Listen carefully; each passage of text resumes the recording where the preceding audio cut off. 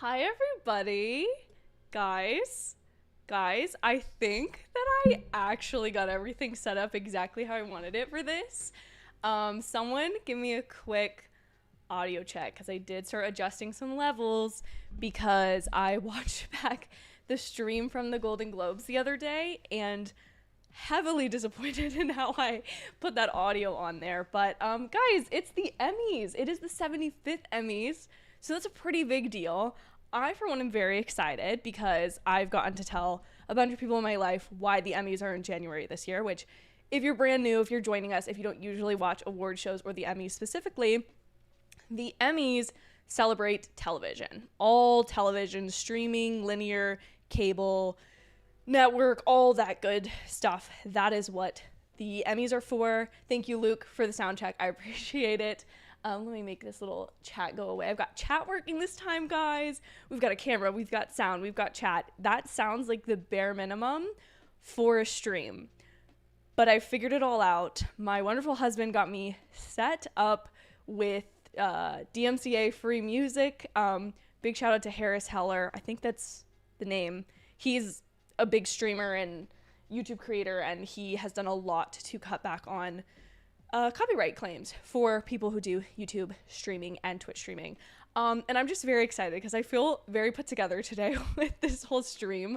I've adjusted lights, I have adjusted cameras, I have overlays this time, which if anything looks a little janky, give me a little grace as we traverse this year's awards season. I'm going to try to adjust to everything exactly to my liking. But let me give you guys a little tour of how our stream for today's Emmys is going to be set up. So this is just our casual stream, chat, whatnot.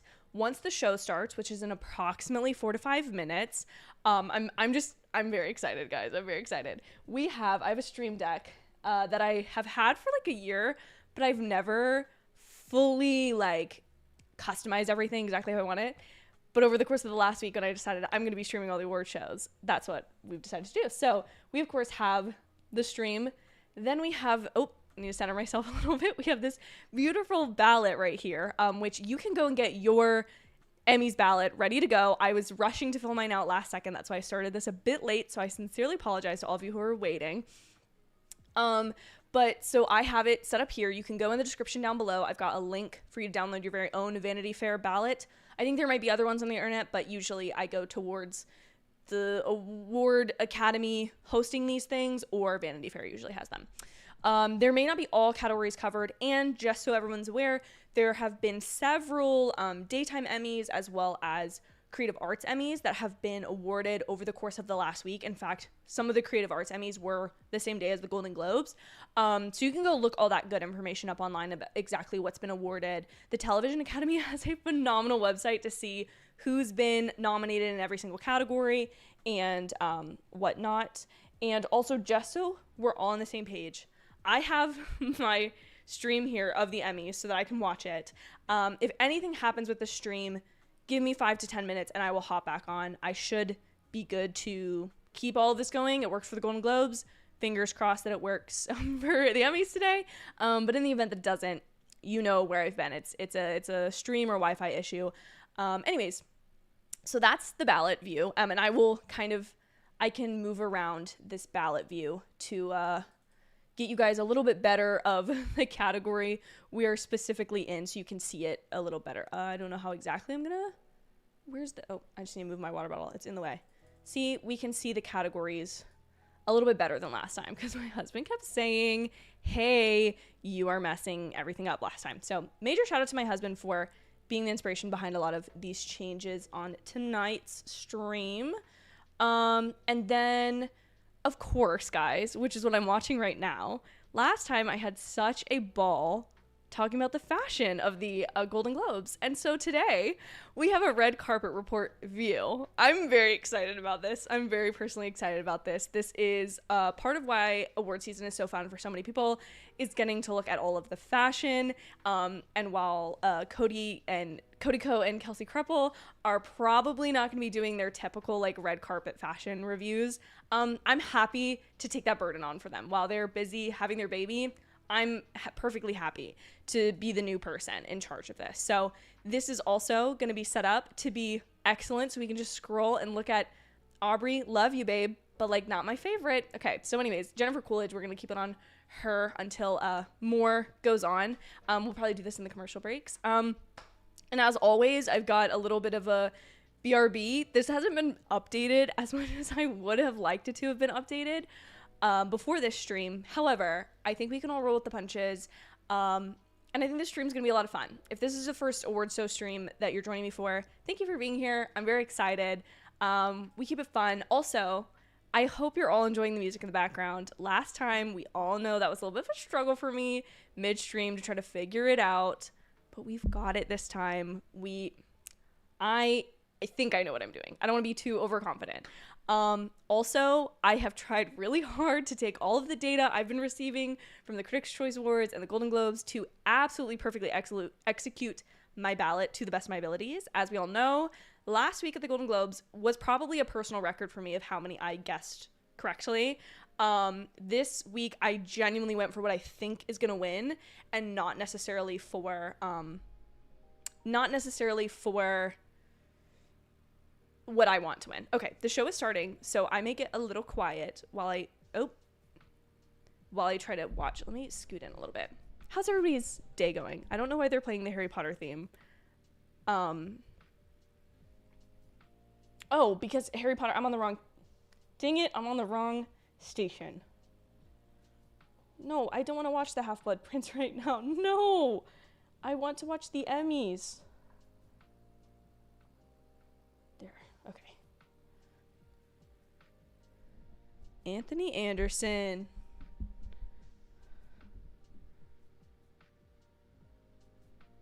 I am also curious about that, John.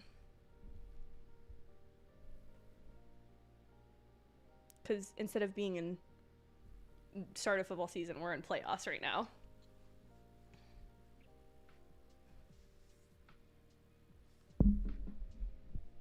Also, if at any point the background music is too loud, I am too loud or too quiet, please let me know. You lovely chat friends are what keeps the stream going.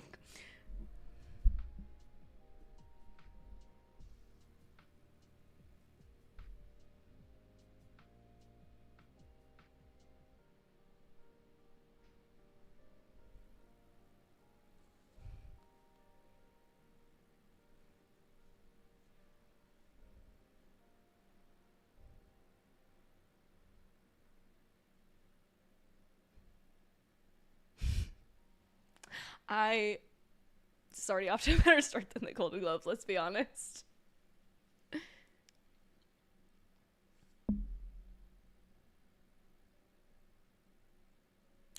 I forgot that Norman Lear passed away recently. John, I have Succession, Ted Lasso, because final season, they love to award final seasons at the Television Academy. And then I have Beef in a couple places. Mine's a very mixed bag, so maybe I'm not actually going to do that well. We'll see as we go along.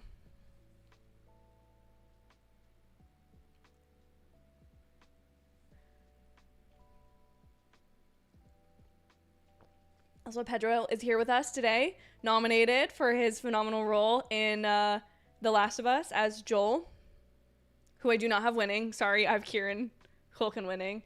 I want it to be Jeremy Strong or Pedro, but I know it's going to be Kieran, and I'm not super mad about it. I feel like I'm going to get the directing and writing ones right. That's where I feel like I'm maybe a little bit more confident than normal.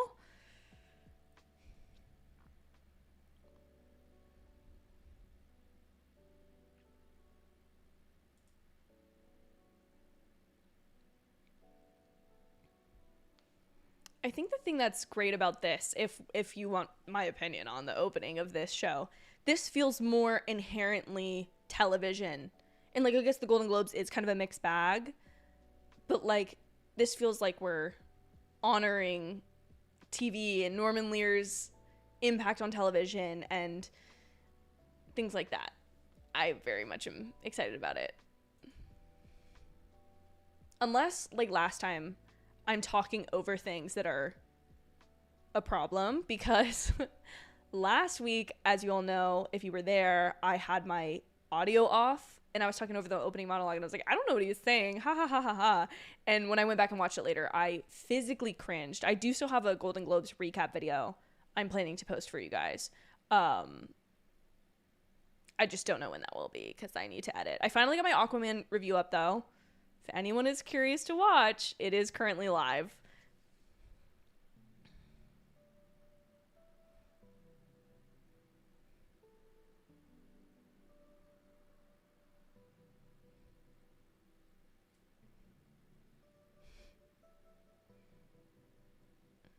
What is everyone specifically rooting for? So John said Succession, Bear, and Beef are going to be big winners tonight, which I do not disagree with. But I'm curious if anyone thinks there's going to be any sort of upsets. Not Travis Barker. I mean, I guess he is a good drummer, but like, I feel like I never used to know who Travis Barker was, and now I see him everywhere ever since he started dating, or being married to. I shouldn't say dating. Kourtney Kardashian. Which, do I kind of like watching the Kardashians from time to time as a guilty pleasure? I do. So, not going to pretend like I don't. Kieran! Tracy Ellis Ross.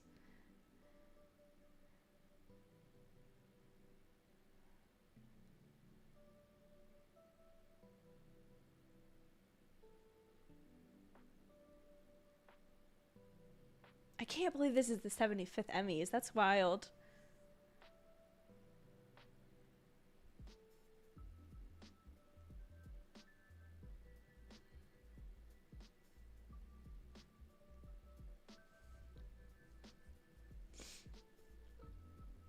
I like this having a comic actor be the host. It just feels more, I don't know.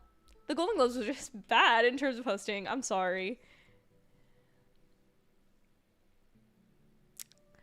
She's sitting behind Harrison Ford.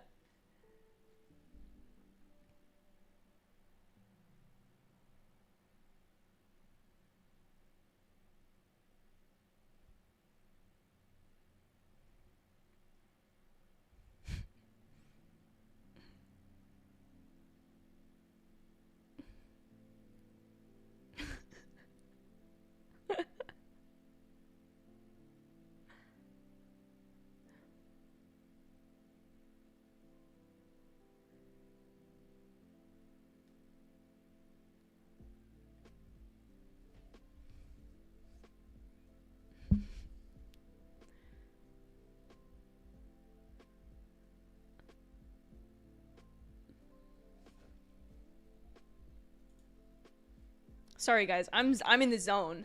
I started strong, I feel like, with the stream and chit-chatting, and now I'm just watching TV, and you're all watching me watch TV.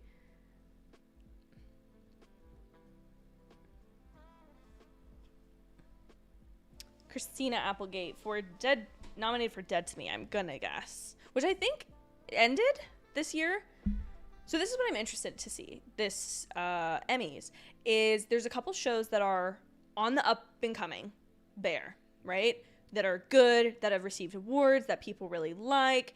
And then you have shows like Ted Lasso that have historically done great at the Emmys, like historically done great, which I just realized, is this in the Dolby Theater? It may be. Which is different than where the Emmys is usually. I don't think that the Emmys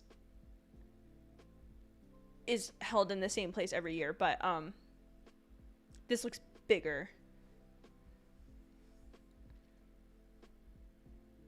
I feel like I was starting to say the Television Academy seems to like to reward final seasons a lot. So I'm curious to see if Better Call Saul or Ted Lasso will benefit from that. I feel like Ted Lasso don't know about Better Call Saul. Not because I don't think it's a good show. I've actually never watched it, but just because of they've loved Ted Lasso in the past.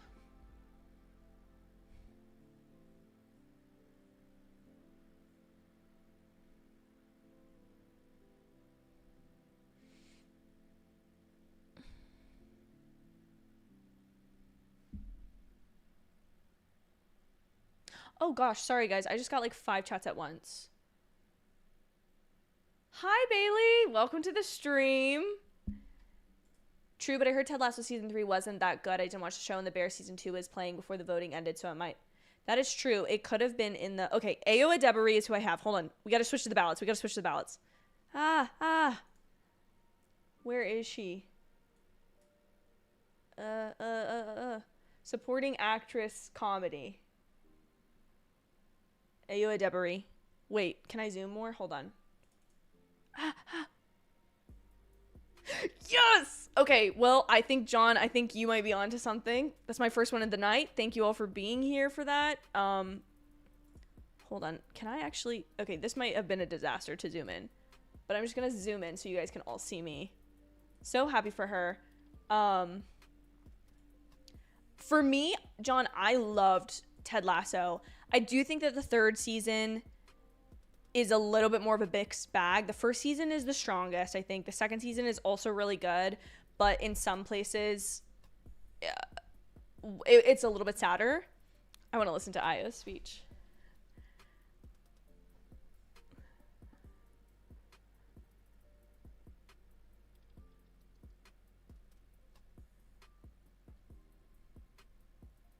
I'm so excited for her.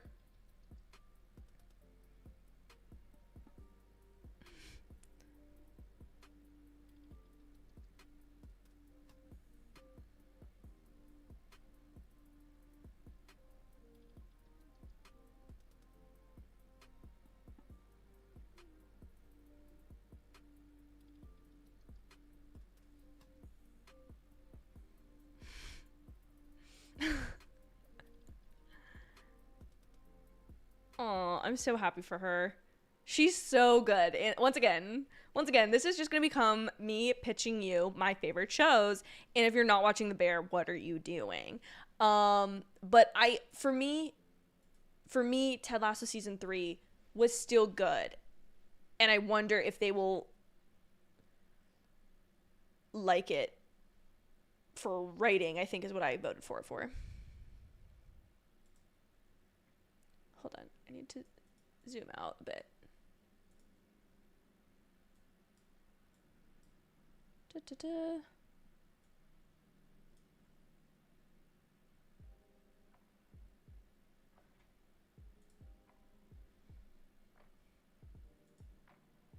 Go, Ayo.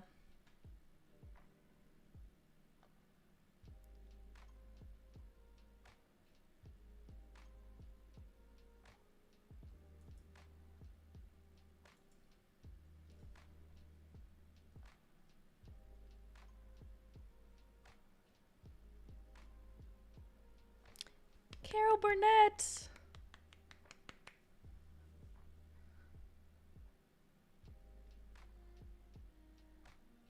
Love Carol Burnett. Aw, everyone's standing for her. Award shows make me so emotional. Ushy gushy. Like, my heart is warm.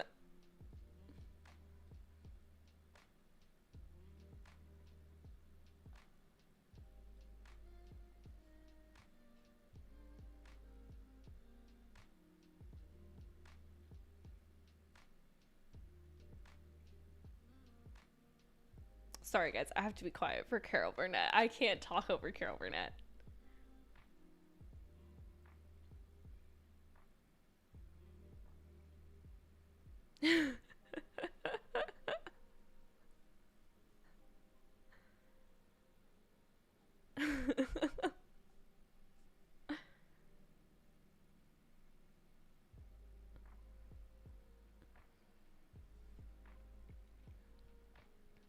Okay, who do I have? Shoot, I can't switch back to this ballot quick enough. I have Quinta Brunson because I think she won last year. But this could be... How do I... Okay, sorry, guys. This is the best I can do. Am I 2 for 2? What's going on? What's happening? Once again, if you're not watching Abbott Elementary... Imagine if you could watch the first 3 seasons of The Office live as they happened. That's what you're doing if you're watching Abbott Elementary. Like, you're getting to watch Jim and Pam fall in love. You're getting to watch the dynamic of the group come together. I like that color on her a lot. The mauvey pink. Oh, I'm so happy for her.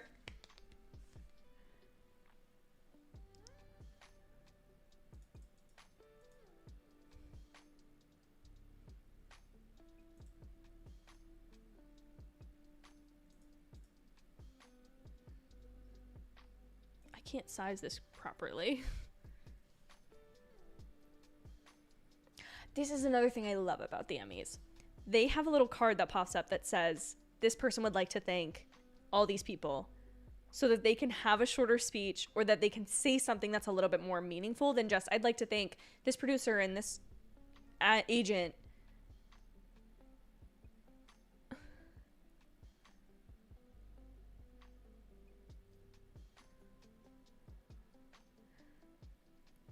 Like, how, is it just me, or is it just the fact that, like, watching her makes me want to cry? Like, watching these people cry makes me want to cry. It looks like they told everyone to have 30 to 40 seconds. Well, John, so I have seen this previously for the Emmys specifically, which is they have a card pop up that is pre-written when they get nominated to say, like, I would like to thank all of these people that can fit on this, like, card. I've seen people, like, roll over before. And I think that's such a better concept because hypothetically, obviously, when you win and you have that rush of emotion and you're excited, you're probably not thinking about the fact that, like, oh, I already thanked certain people, but it does take the pressure off of those people to, like, not just say what they're feeling in the moment. Like, it takes the pressure off so that they can just, I don't know, react to winning.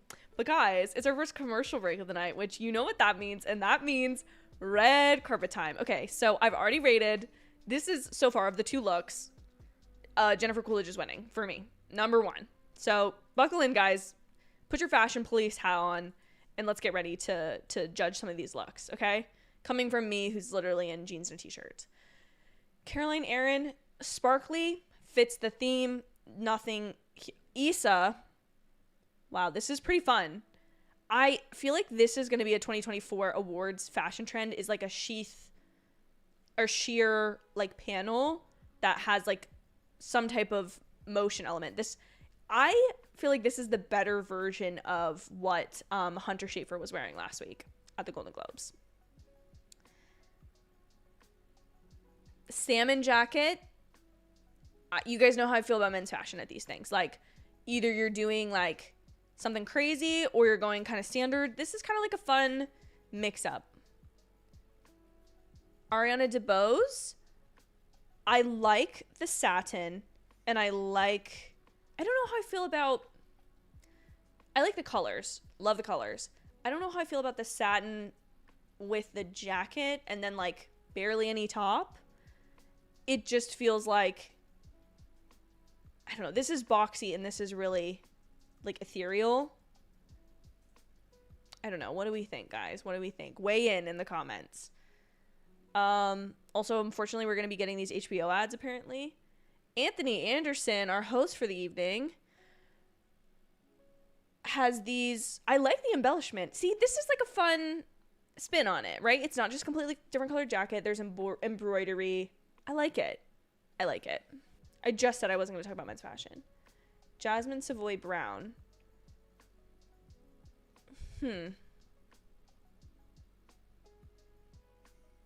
Oh, Bailey says, Hunter's dress was fabulous at the Golden Globes, but photos don't do the fabric justice. You have to see an emotion. See, I did not watch the red carpet for Golden Globes. So I feel like I just saw, there was one photo where it was emotion. It looked pretty. But I feel like I maybe like that color on Issa better than I liked the, like, very neutral color on the very, like, whitey silvery on Hunter. This is not my favorite. I feel like, yeah, this is just not my favorite. Sorry, Jasmine. Sorry. Okay. Love the color. This is the kind of dress, I've seen her in dresses before and I've been like, she could look better than this. Hey, this is Hannah Waddingham from Ted Lasso. If you don't know, this is Rebecca. Rebecca looks stunning. Well, Hannah looks stunning here. I really love That's very complimentary to her figure. I really like that a lot. That's also, love this color. This like sage green. Love it. Oh, okay. Ali Wong. This, first of all, I don't feel like you need this up here. And I don't, like, this looks, no, I don't like it. Sorry, Ali. I'm sorry, babe. I'm sorry. I do like how she always has, like, her big glasses on. But this is not my favorite thing. Okay, we're back to the Globes. So we have to put red carpet fashion, but leave your favorite so far in the comments. Me too, Bailey.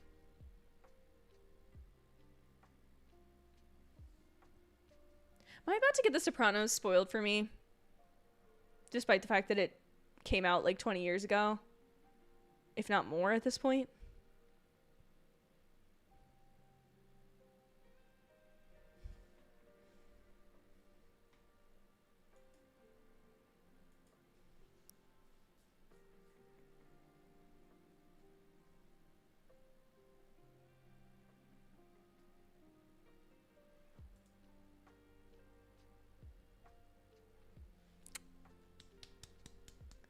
Yay. I like these mini sets. I'm vibing with the Television Academy right now. I just realized the Television Academy is the TVA. I did also get a sneak peek of Tom Hiddleston on the carpet from watching this before.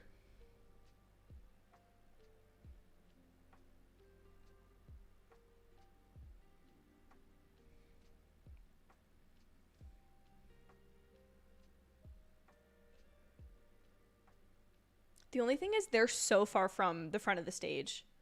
I have Jennifer Coolidge. Okay, switch to the ballot. We're gonna get this together. Ah, it could be Elizabeth Debicki for Diana.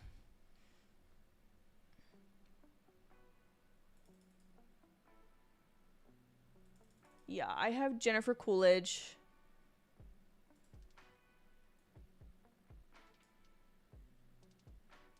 Here we go.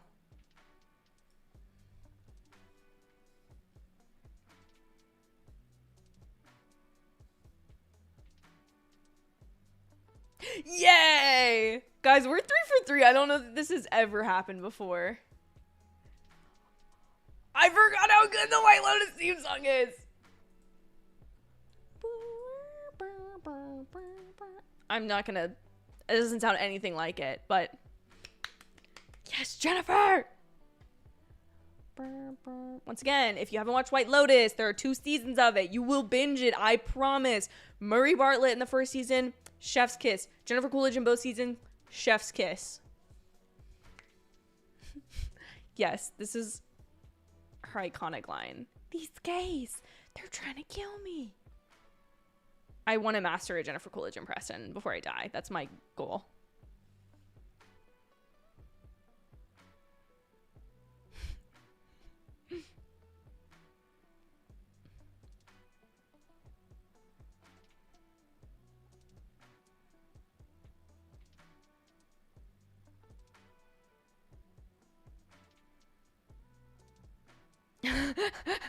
She's like, I'm not coming back. Don't ask me about it.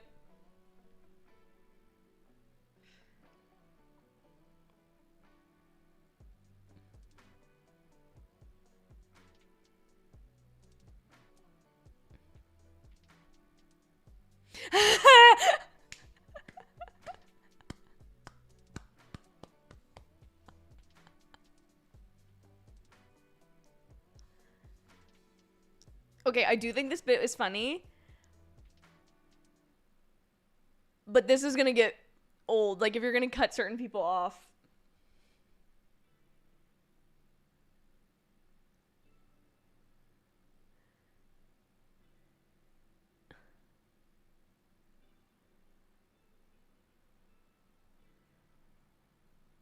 See, like, this is the hard part. I get that they're trying to... Okay, actually, no. I don't get that they're trying to meet a time standard. Because my thing is the Tonys go on for a long time, from what I've heard. And I think that we should make... Oh, it's Pedro. I have to be quiet.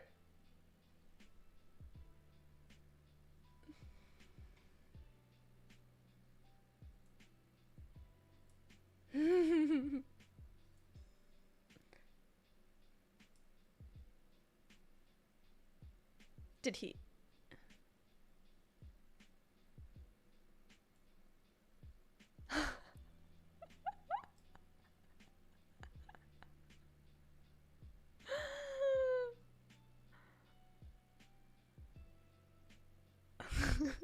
I love their little bits. Where is this? Supporting actor drama.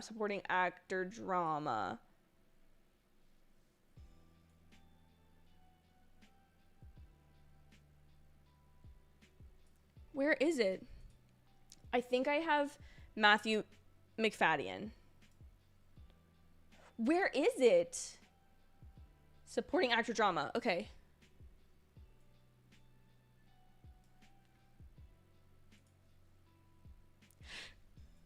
Yes! Tom! Yes! Tom Lambskin! Once again. You know how I would walk away from this Emmys so happy? Is if all the shows that I have obsessed over the last year and a half just win. Like, I would just... Chef's kiss. Which I do obsess over pretty much all TV. So I'm pretty excited about that. Bailey says, I haven't watched season 2 of White Lotus. I didn't love season 1. Performances were great. I'm just hoping I like the characters more. I honestly just didn't really care about what was happening. I think it's definitely a premise show that if you don't get into the premise, then, like, you probably won't get one over.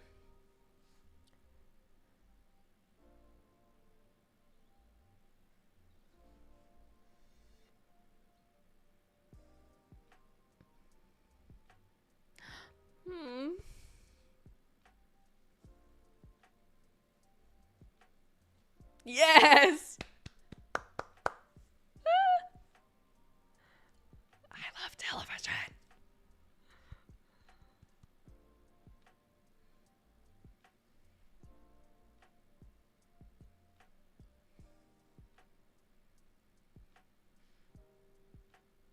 I'm so happy for him. Once again, I'm this close to rewatching Succession. So John asks, the one thing I didn't like about the Emmys is that it seems like the TV members only watched like 4 shows in the whole year. How are Succession and The White Lotus guys the only nominees in that category? So my thought process is the Television Academy has had a history of nominating the same shows again and again and again, and, you know, keeping going with, like, basically being like, if the first season is good, usually they end up liking the body. Here's one thing about television that you have to know. So while film is a director's medium, the director ultimately has, like, the most say. The television is where the writer has the most say. And so TV Academy voters probably are more skewed to be writers or appreciate good writing. And so my opinion would be that even though, yes, you are voting on an actor in a category, that you don't have, you're voting on an actor in a category, you probably are watching that show or think a show is out of a certain caliber due to the fact that, what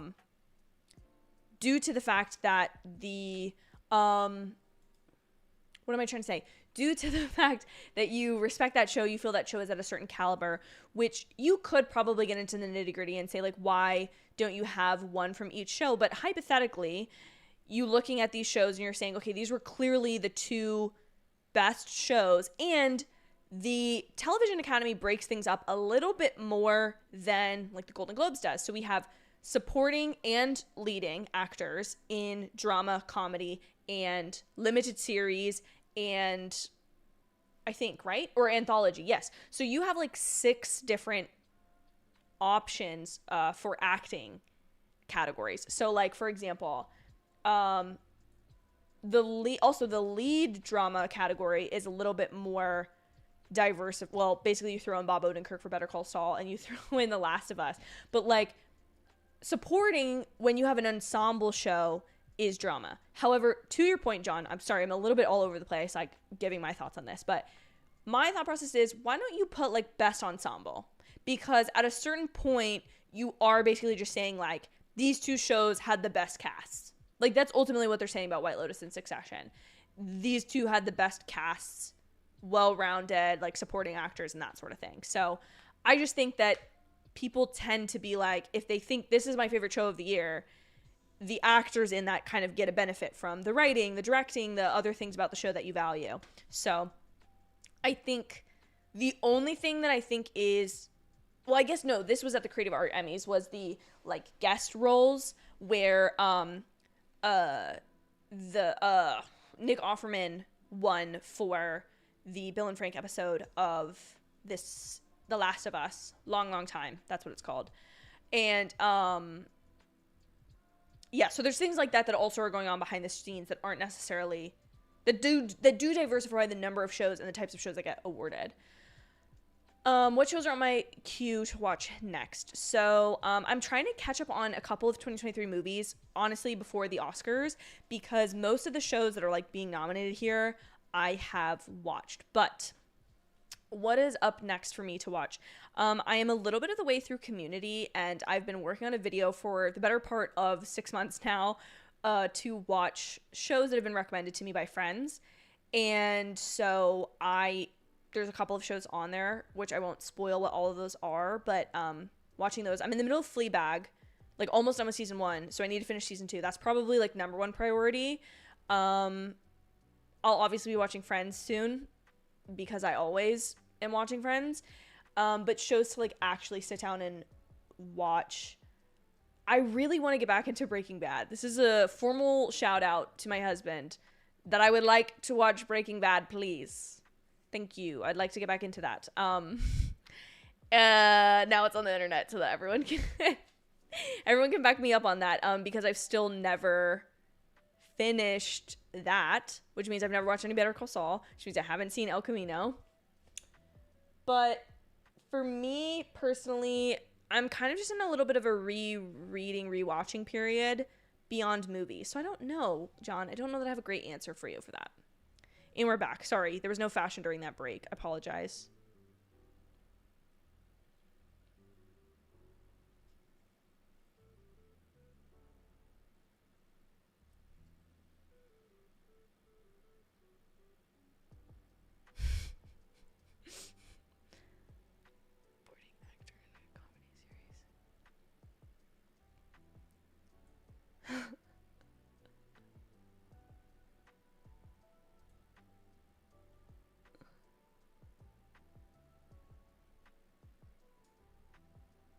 Here we go.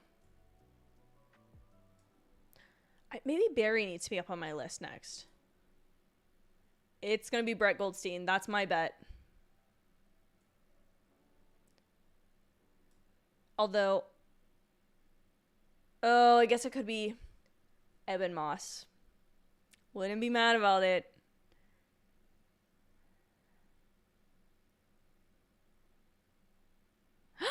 Okay, I'm happy even though that's my first loss of the evening. Dang it, Emin. The Forks episode of The Bear is probably my favorite episode of television that I watched in 2023. I'm so happy.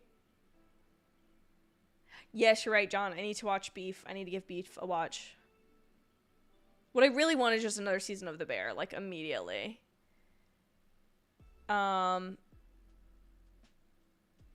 I don't know what else is up on my next to watch. Let me pull up my serialized. Great app, like Letterboxd, serialized. You guys need to get it if you do not have it.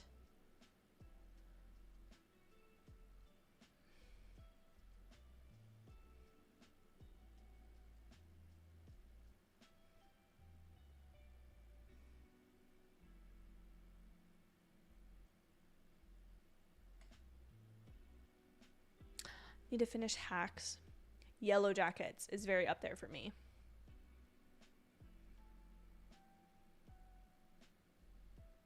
Never watched Severance, never watched Gen V. Ew, and The Crown. Want to catch up on The Crown now that it's like officially done.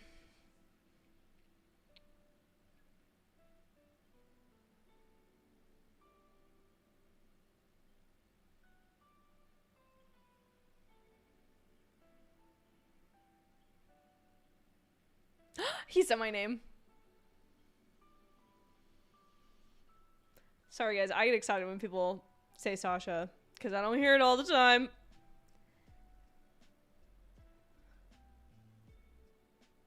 I would also like to watch True Detective.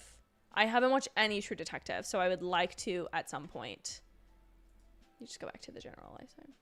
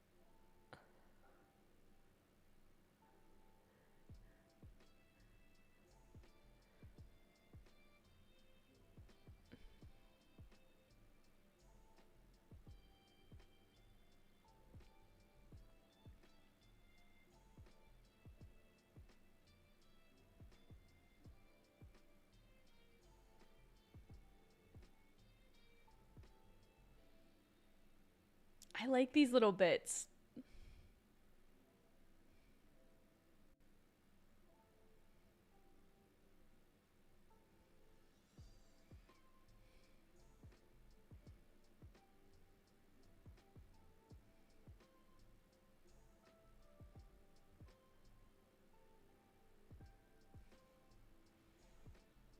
Okay, lead actor in a comedy.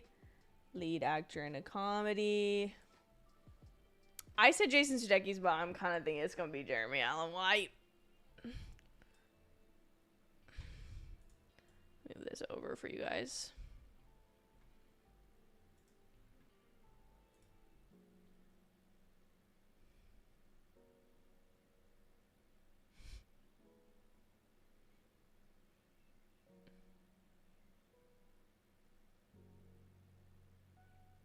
Yay. Okay, not who I wrote him for. You're so right, John. That airing right before the voting period closed really is a big deal. Although, John, listen, I'm like 2 seconds behind you. So I'm going to need you to not put the category name in the chat or the winner in the chat like right as it happens for you because I'm just a little behind.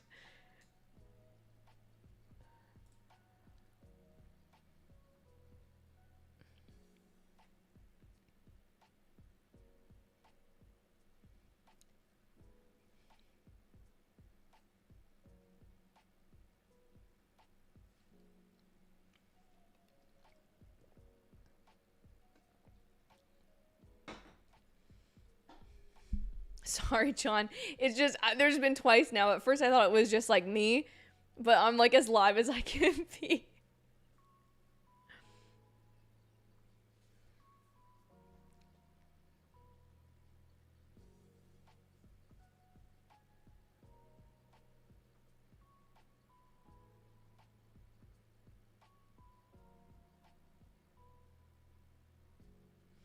I think those might be his kids.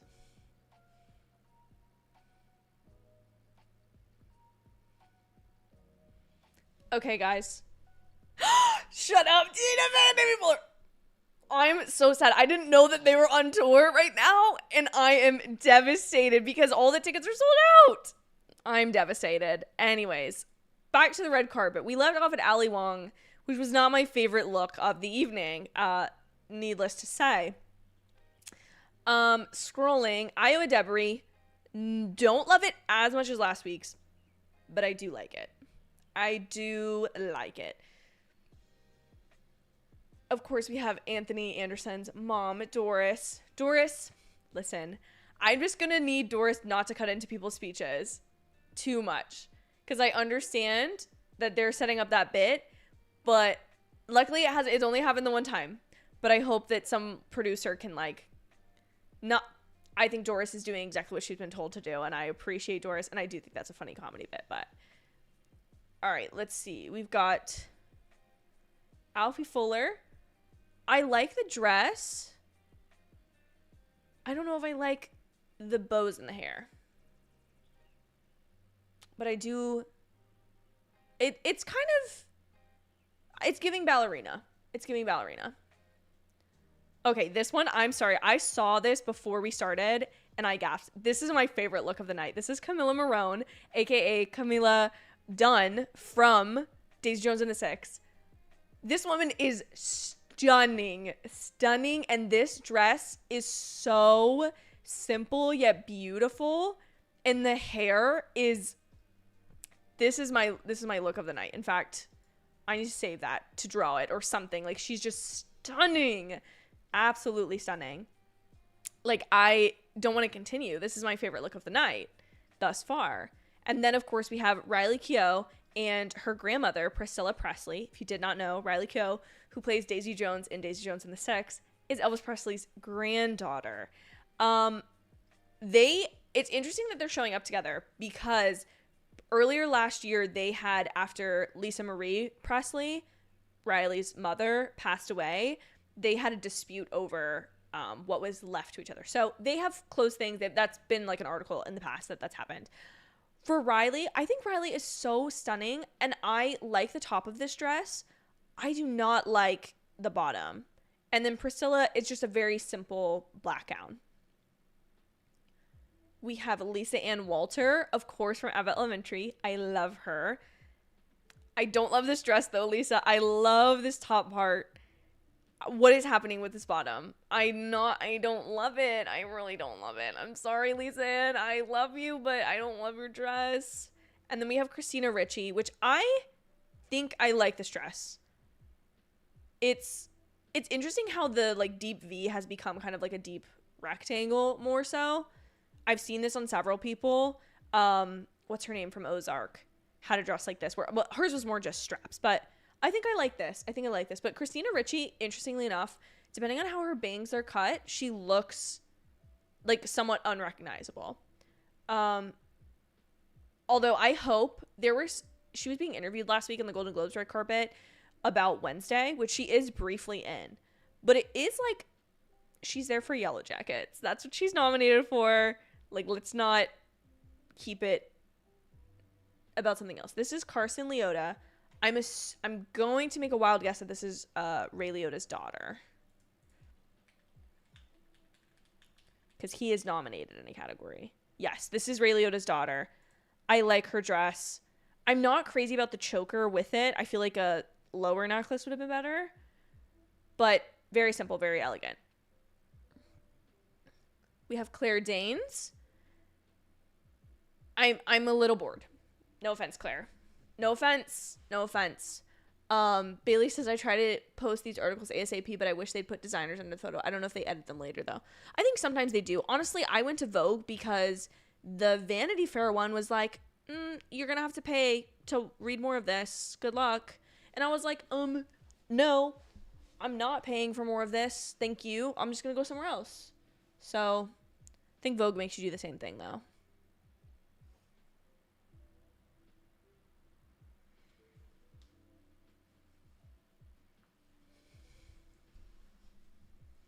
I'll have to look at the back, Bailey. I haven't seen it.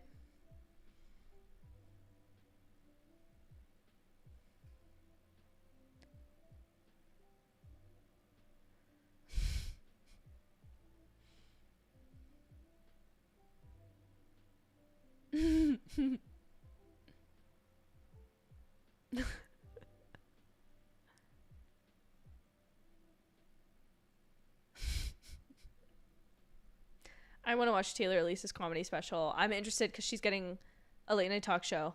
Okay, for this, I have Last Week Tonight, because Last Week Tonight with John Oliver always seems to win. Also, I need to stop clicking. I need to hit my button.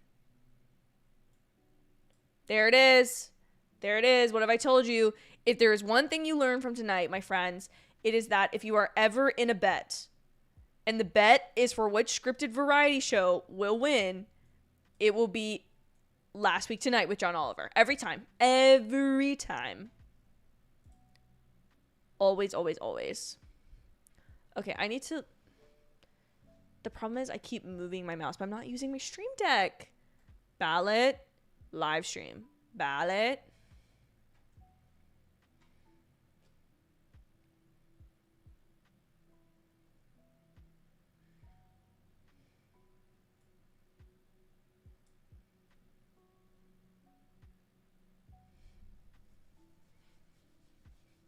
See, he knows how to do a speedy speech because he's done this about 20 times.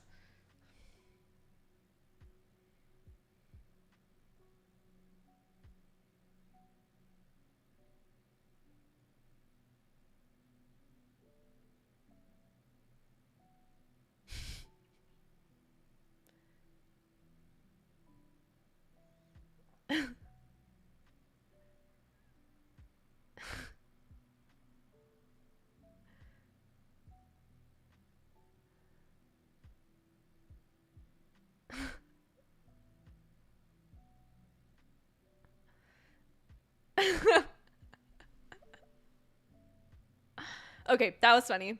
That's funny. I'll give it to John Oliver. I'll give it to John Oliver. That was funny.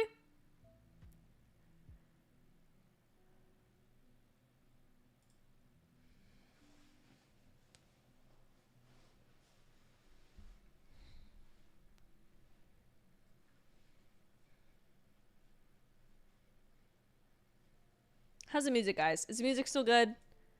It's all lo-fi stuff.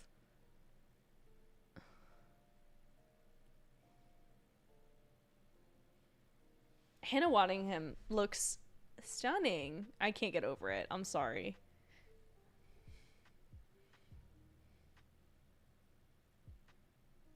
I do love Quinta Brunson's dress.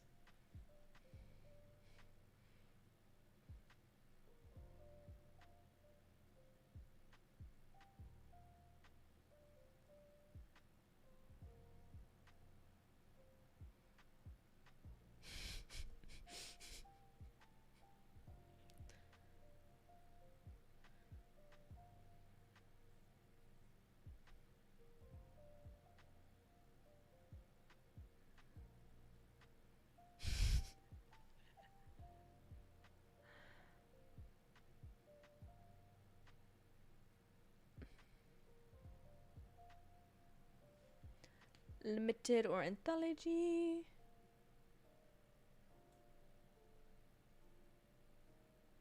I think this is up.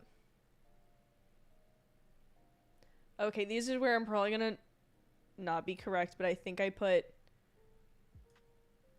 Camilla Moran. I did. I had to give myself this one. I had to give it to myself. I had to be like, okay, I'm allowed one time.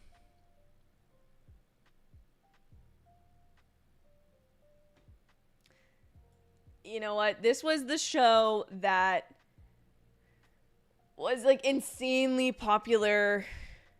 I think a couple episodes qualified for the last Emmys, if I'm not mistaken. And now some of them have qualified here.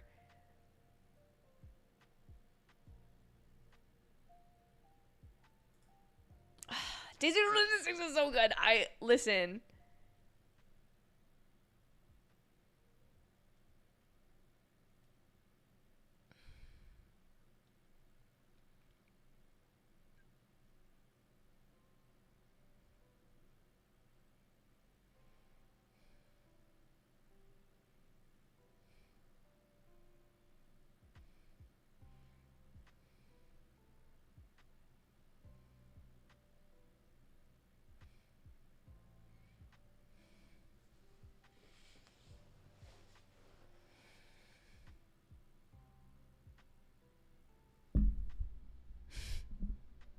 I want to thank me for believing in me. I want to thank me for doing all this hard work.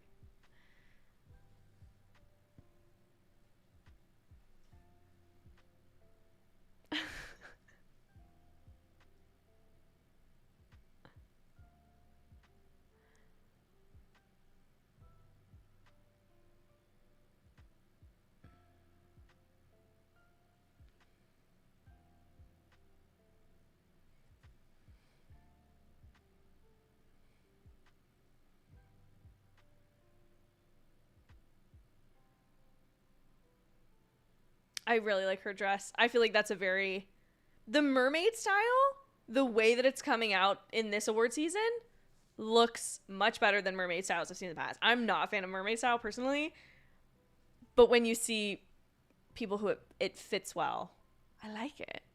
Like, okay. Back to fashion. Is the Rings of Power coming back? Because I literally don't care. No offense, but I literally care 0%. I don't want it to come back because I'm gonna have to watch it probably. Oh, Mr. and Mrs. Smith. Very excited about that. Very excited to watch that. Where am I going? Red carpet. I hit the wrong thing. Hold on. Sorry. I have to use my button. I have to do it. Okay. Bailey says we need to get a look at the back of Claire Danes' dress before we judge it. Let's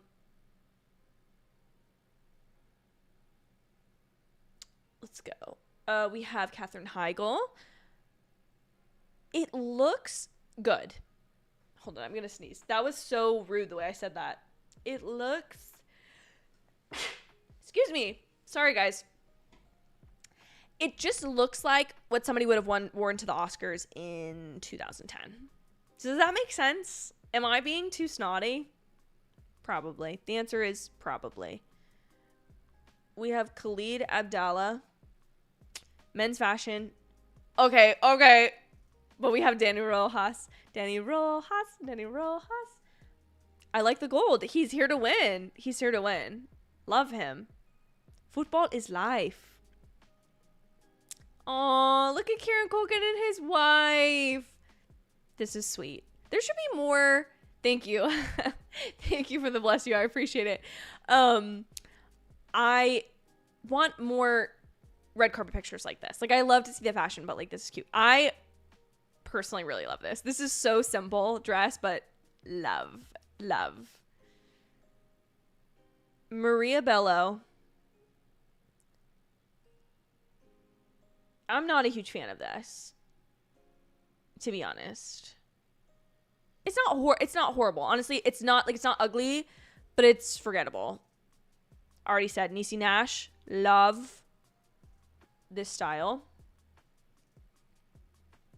Sorry to the men, just skipping the fashion. Oh, Phil Dunster, though. We've got another AFC Richmond player. Like the pinstripes. I like the turtleneck look. It's interesting. I'm interested. I like it.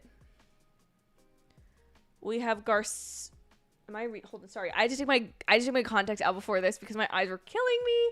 We have Garcelle Beauvais. I cannot pronounce. I like this. I like the half shoulder.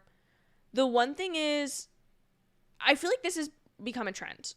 Half one thing, half another fabric, which I don't hate. But I feel like I would have loved without this ruffle. Maybe this ruffle stays here. It trickles down more. Still asymmetrical. Possibly. We have Emily Hampshire. I like it. Not my favorite, but I like it. I feel like, unfortunately, we have some creases here from where she's probably sitting in the car. Poor thing. Tret Krim, The Independent. Super fun. The Ted Lasso men kind of bringing it. Quinta Brunson, already stated. Love this. This does look a little bit wrinkly, but I feel like maybe that's the fabric. I don't know. I love the color on her. Very, very flattering dress. Very flattering color. Very much love. Bobby Burke. I just don't care enough. Brett Goldstein. Love, but boring. Nicole Boyd. You know what? I don't hate it. This doesn't feel as glam as you could have gone for this look. But it doesn't look bad. The only thing that I'll say, and this is something that I struggle with. I'm a pale person, but I like putting on makeup on my face, specifically blush and a little bit of bronzer. And so my face inevitably ends up being a slightly different shade than my skin. The problem is, I don't know if this is just the photo and the flash, but here it looks paler and like in her hands than it does in her face. And I just feel like we could have tanned like the upper half of her body to better blend that. But again, I'm sitting here in jeans and a t-shirt. Who am I to? And it has a hole in my armpit of my shirt. I'm not going to show you. Just trust. But it's like, who am I? Cheers, reunion.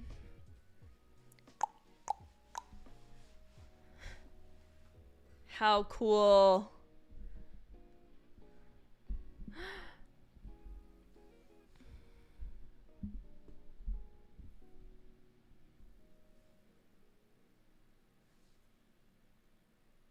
That's John Ratzenberger in every Pixar movie.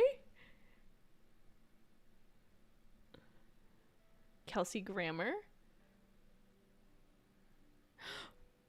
Wait, that's the woman that plays Barbie's creator. Shut up. Shut up. And of course, why can't I think of his name? Is it Ted? Okay, hold on. Michael from The Good Place.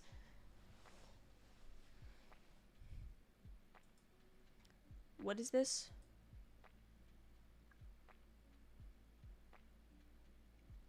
Oh, I voted for Ted Lasso in this one.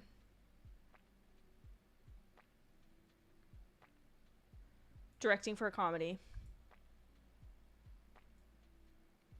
Oh no, I rooted for the bear. I lied. I lied to you all just now. I did vote for the bear. Hold on, I'm gonna have to show you. There it is.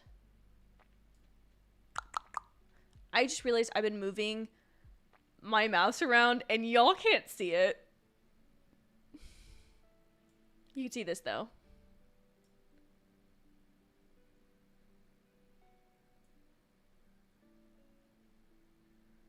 Writing for a comedy series.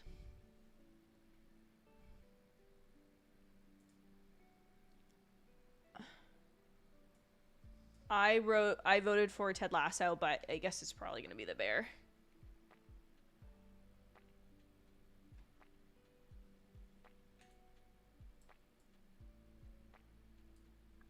Oh.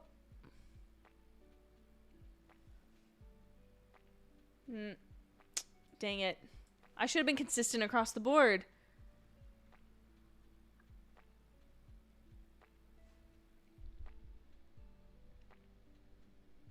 Close your eyes, take my hand, and just feel. Oh. Love Bobby. You guys know, I'm going to take any opportunity I get to talk about Barbie. No way they're not doing a Grey's Anatomy reunion. In the year where Patrick Dempsey is Sexiest Man Alive, wild. Okay, should we go? This seems like a steamroll. John, I think for me, I feel like it's to be expected that they would nominate the same things. I don't know. To be fair, I've watched a lot of these in the past and have been wrong so many times, and I'm continuing to not be 100% correct. And so I am not surprised that these are kind of continuous. I'll be interested though. Like, I wonder if Beef will win limited or anthology series. Okay, Aegon, this is a great question. Would you consider The Bear a comedy? So I do think that The Bear is predominantly a comedy. I think that much like the second season of Ted Lasso, which deals heavily with mental health, therapy, depression, issues of that type, The Bear is like that, very much so. I think that The Bear is much more of a comedy than it is a drama. However, it is kind of an unfair pick because compared to like a true comedy like Jury Duty, which is like unscripted, like very loosely scripted, improv mostly, or versus what else is in the comedy? Like Marvelous Mrs. Maisel, which has been a darling of this category in the past. You know what I do not think is comedy? Wednesday. I don't understand why that's in that category. They almost need like an ambiguous category for stuff like that. Sorry, I just shook my entire desk when I moved my chair there. So I would say yes, that I do think that The Bear is a comedy. I think it is, to me, it feels very close. Like it could be watched with Ted Lasso. Brayden, thank you for being in my stream. Big fan of yours as well. Congrats, saw possibly the new job on Be Real today. Congrats, my friend. Very excited for you. Very big things. That's amazing. Thank you for being here. Now I'm going to be self-conscious about the fact that people I know in real life are watching this. But that's okay. That's okay. What else, guys? So basically what I was saying is I do really think that The Bear is a comedy over a drama. It just, I can't explain it. I know that it seems like the premise of the show is even kind of darker, but compared to something like Succession, which is also pretty funny, I just feel like the lines between comedy and drama have been blended in this peak television streaming space when, like, you don't just need, like, a network comedy or something, but, like, it is weird to put it up against, like, Abbott Elementary, which is, like, obviously a much lighter show than an FX comedy. So that's my thoughts on that. Shall we get back to the fashion, my friends? I don't know if you guys are vibing with the fashion as much as last week's crowd, but I'm going to keep doing it because I set up this red carpet report for a reason, and I mean, obviously I'm going to reuse these overlays. I'm going to hopefully try to change the color of them as the weeks go on, as they progress. We have Sam Richardson, phenomenal actor. Sam is so funny in Veep, as well as Ted Lasso. Again, Ted Lasso boys showed up and showed out, to be honest. Liza Colon Zayas, I'm not pronouncing that at all correct. Yes, Jeff. I like this. The only thing I wish is that this was floor length. I think it would be more flattering than these shoes. But love that she's here. Love that she's here to celebrate the Bears' wins. Okay, I would normally, this is Amber Mid Thunder, would honestly, thank you, Bailey. Thank you. Bailey's here, so Bailey and I are going to look at fashion. I'm going to be so honest. I love this. This is not traditionally something I would like, but I really, really like this. There's something about it. The fabric feels heavier, so the bows being there makes sense. I really like this. I really like it. You heard it here first. I really like it. I really like it. Oh, okay, Tyler James Williams. He said, put me in with the Ted Lasso boys for fashion. We've also got Maddie Matheson from The Bear. This is iconic. This is living and breathing the character that he is in the show, which is amazing. Oh, you can see my mouse when I do this. Chris Perfetti. Why am I having a hard time placing Chris Perfetti? Hold on. I have to... Oh, I just turned it down instead of up. Yay! Community...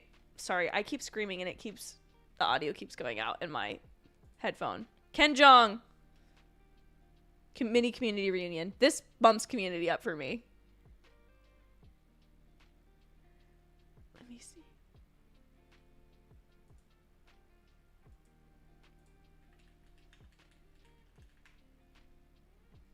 Abbott Elementary, of course. I'm dumb. That's what Chris Perfetti is.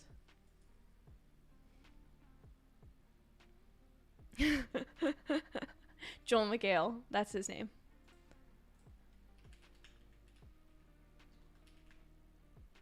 Yeah.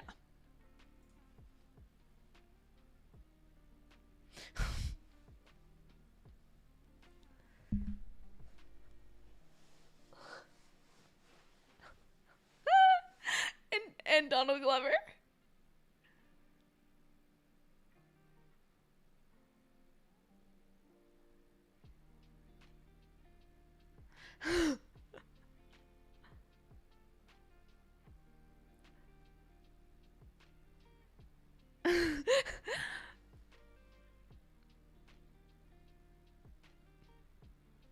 I love Ken Jeong. I love him. I love him. I love him so much.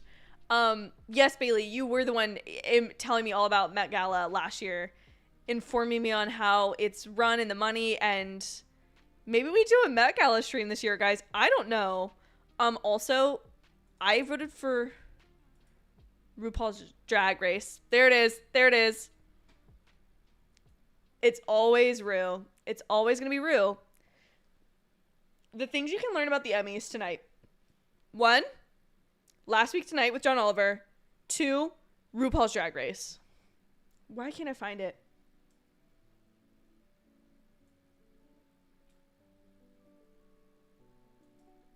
Eighth consecutive win.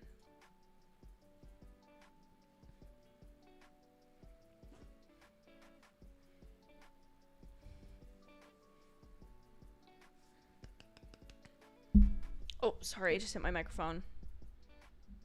How do we like the new microphone? Sound good, guys? I don't know that you're really comparing it as much as I probably should be to my other mic, my old mic.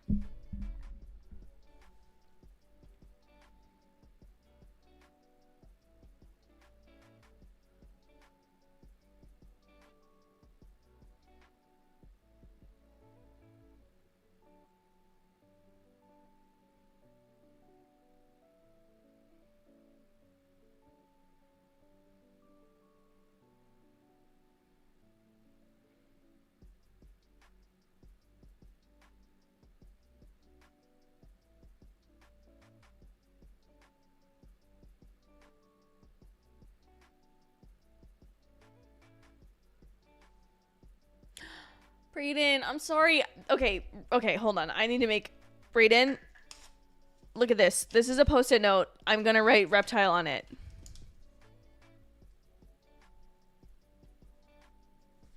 Okay? It's going to be on my next to watch list. I obviously wrote this too far. What is even on the other side of this?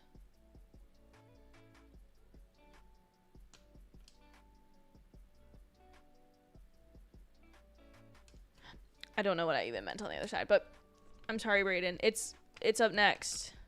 I promise. I remember to use the button this time instead of clicking, guys.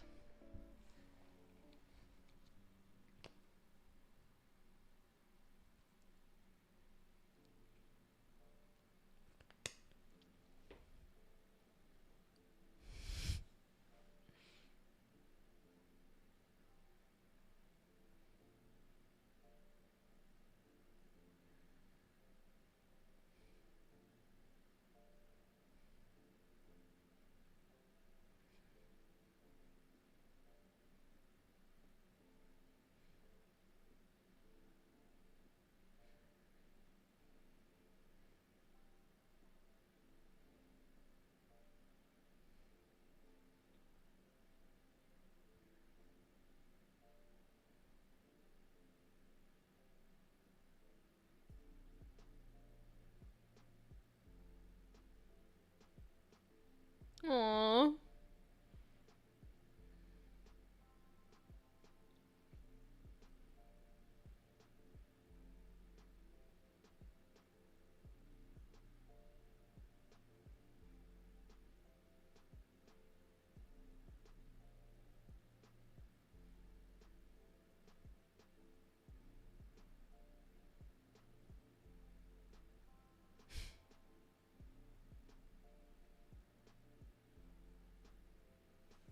Aw.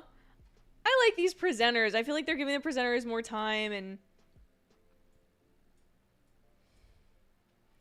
writing for variety series. Last Week Tonight with John Oliver. I'm gonna bet. How much you wanna bet?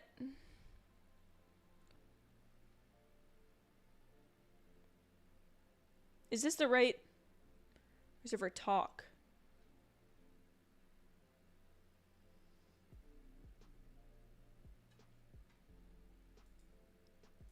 There it is.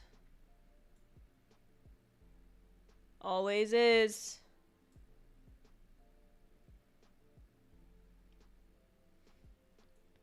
It's also like a second game to do these ballots. Is anybody else filling out a ballot? Let me know. Am I the only one? Is it just me?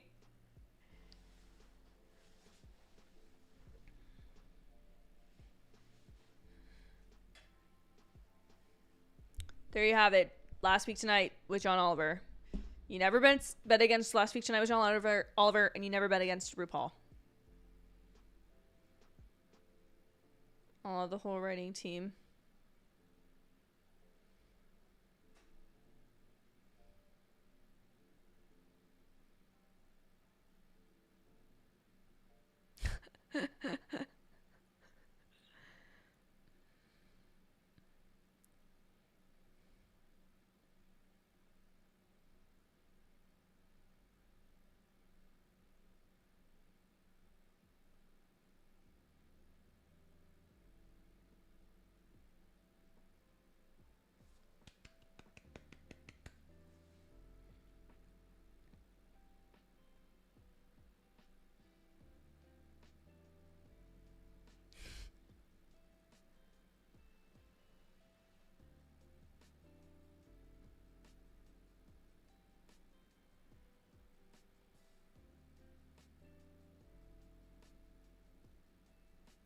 Love her dress.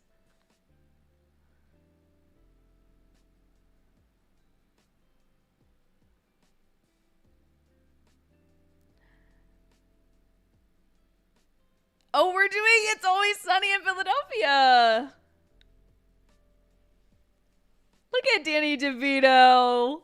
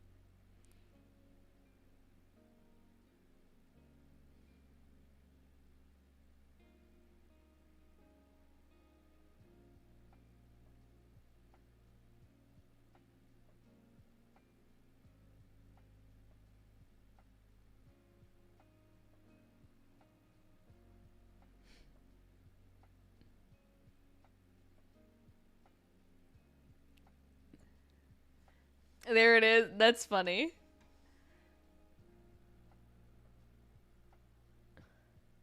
This makes me feel even more so like we need another category for like, you've been on the air for so long. Congratulations.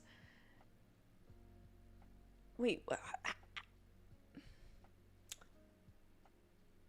For Talk Series, we have Daily Show with Trevor Noah. I had Stephen Colbert because Stephen Colbert is the American John Oliver. You can't tell me otherwise. Sorry, guys. I've been neglecting the chat a little bit.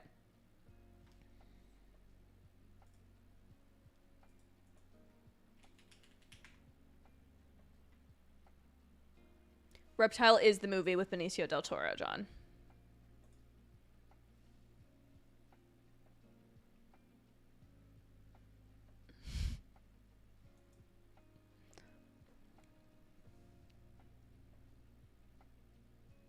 Oh, wait. He's not hosting it anymore.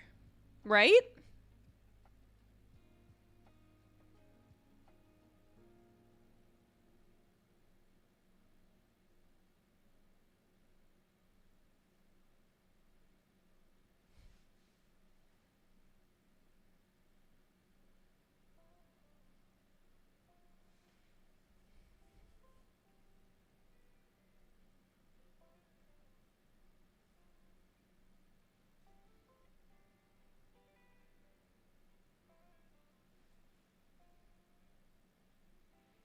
Aw. I will say, talk series hosts, and they love their writers. They love to, sorry, I feel like maybe this is too loud now. I feel like I've adjusted a little too. Are those chocolates with the 75th Emmys logo in them? Because I would pay a lot of money for that. If anyone happens to be watching my stream at the Emmys, which literally negative amount of people are, would love if you could give me one of those chocolates, if that's what that was even. Shogun does look interesting, John. I am fascinated to see how this show will go and what the reception will be to it, and it looks super high budget. So I'm definitely interested in it. But shall we get back to fashion? I know Bailey's waiting. I know she's waiting. Here we go. Let's get back. We've got Dominique Fishback. I like this dress. I don't know that I like the cutout in the middle. I don't know if I do, but I do like the dress. Oh, this is really pretty. This is Sophie Nélisse. This is giving Charlize Theron vibes, this dress. I like it a lot. I do like. Let's see. Oh, Taylor Jenkins Reid! My queen! Guys, okay, you don't know this. Some of you may not. But Taylor Jenkins Reid's the author of Daisy Jones and the Six. She is my favorite author. She is, like, I love her so much. I'm so excited that she's here. This is not my favorite dress, Taylor, but I do think she looks very pretty in it. I think it's very, like, it's giving Evelyn Hugo, which I feel like I love very much. I just love her so much. I can't pick apart her fashion. I'm biased. Love Taylor Jenkins Reid so much. Oh my gosh. That's so cool. I was not expecting to see her in this lineup. Courtney Eaton. I think I like this. I keep seeing this like sheer black lace flowy style. I feel like this might be really pretty in motion, but I don't, maybe no sleeves, and I like this more. It's pretty. I think it's pretty. Definitely better half than not. Liv Houston. It's just a jacket and pants. I mean, not saying that's not fashion. Adam DeMarco, again. Oh, Ken Jeong and his wife. They're matching. Stop it. Taylor Jenkins Reid does look so happy to be there, and that's what makes her beautiful. Her smile. How happy she is. Sorry, we have to have another moment for my girl. No, I'm taking it back. I kind of like this look. You know, it's not like my... I don't know. I can't... Okay, listen. Here's the thing. I cannot have... In some world where Taylor Jenkins Reid saw the stream, I cannot have her think, I don't think she looks beautiful. Because she does. Okay? She does. Okay, moving on. Sorry. Had to go back for that. We have Marla Gibbs. It's not my favorite look, Marla, but her humor, I love it. This is Sophie Thatcher. Not a fan of this look. I'm not. Sorry, Sophie. Not my favorite. Oliver Platt from The Bear. Ooh, I like this a lot. Very simple. I like with the... This is Briga Heelan. I like a little bit of embellishment up at the collar. It looks like confetti. I can't get any closer. My lights are too bright. But Bailey said Courtney's looks better from the front. Let's see. Okay, tux. Great. Oh, okay, see... No, this is fun. This is Joy Sunday. The flare pants with the drape. I like this. I like this. This is Emma Brooks Mealister. Again, like, okay, this could just be me. I'm not a fashionable person, so I'm judging people simply on the fact that I want to look at pretty dresses. This looks like a shirt and a skirt, or like a bed sheet. It doesn't look like a dress. Is that just me? Am I the only person that feels that way? Oh, Roy and Keeley.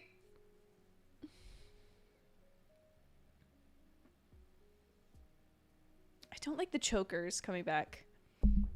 Sorry, I just hit my XLR cable. I really need to feed it through this.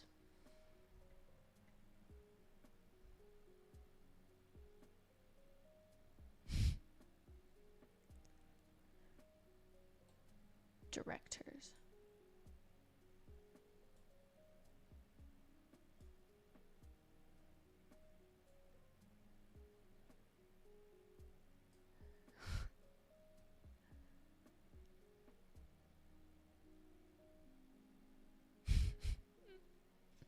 They look like their like outfits go together. Sorry, I don't need to be clicking a pen on stream.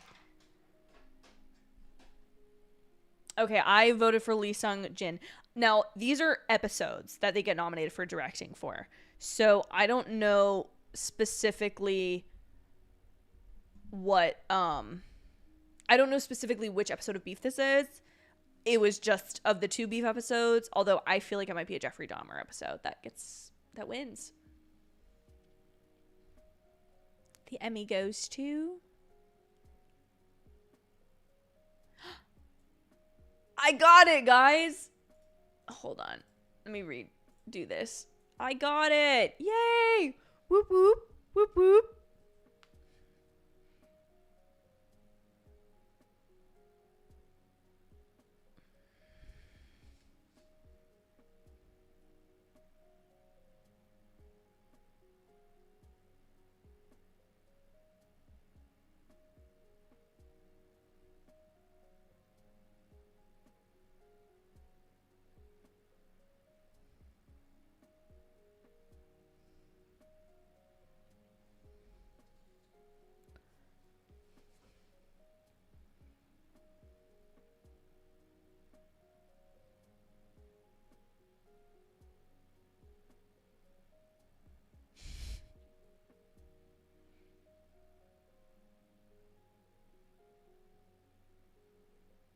He is funny. This is the director, though, John.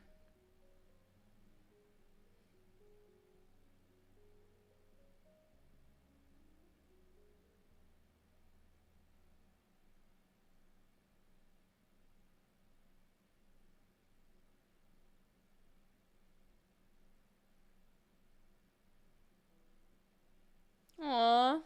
I'm happy for him, and also happy that I voted for him so that I get another ballot. Should I give you guys a tally? Oh, no. We're going into something else. I'll give you a tally at the next commercial break.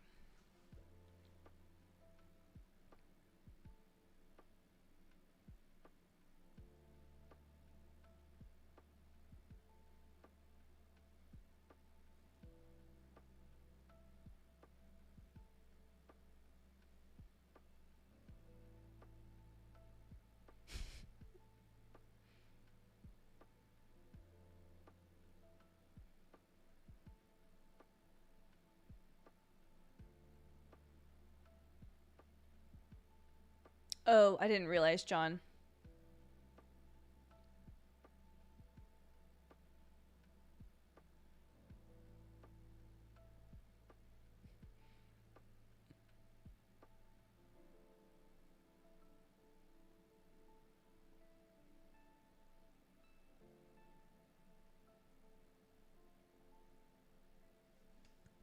I have never watched an episode of Grey's Anatomy. Is that something I should do live on the channel at some point? I feel like for television history's sake, I have to at some point.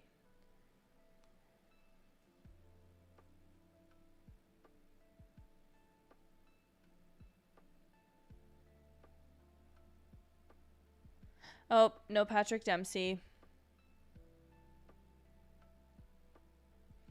Billy said, not that my opinion is going out there and being significant, but as much as I like a person, sometimes they, their stylist, designer, their team come up with an outfit. Yes, totally agree.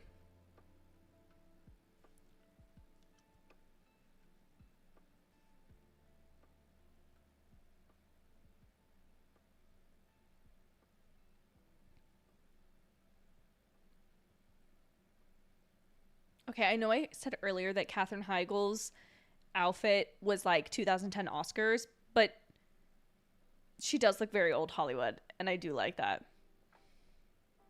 No, you're so right, Bailey. That's exactly what I meant with like Taylor Jenkins Reid. Like, I think obviously she could have had a more stunning dress, but I just love her so much. Sorry, I missed what they just said about Grey's Anatomy. Here I am, blabbing away.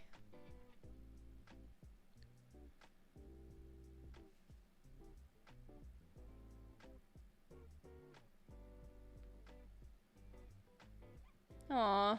I really like this concept, especially for a 75th.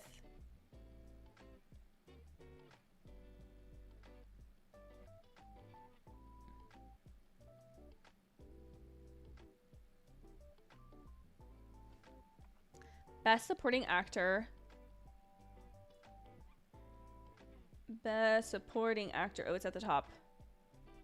Anthology series. I said Richard Jenkins Dahmer. Just because I didn't know who would be the favorite from Beef. Since there were 2 nominated. There were 2 from Blackbird. I feel like it could be Ray Liotta. I don't know. I haven't watched anything from this category.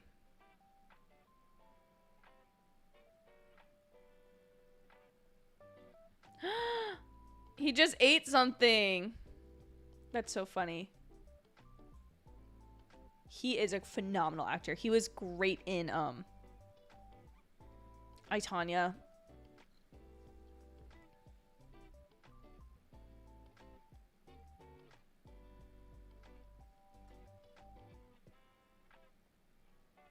Maybe I just need to go through streaming service by streaming service and like watch a bunch of the like award worthy stuff. Hold on, my stream just like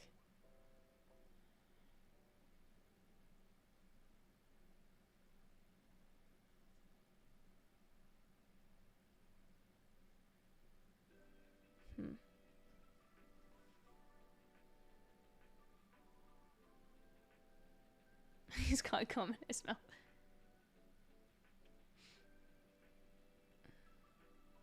I never saw Richard Jewell John, but I did hear he was phenomenal in that as well.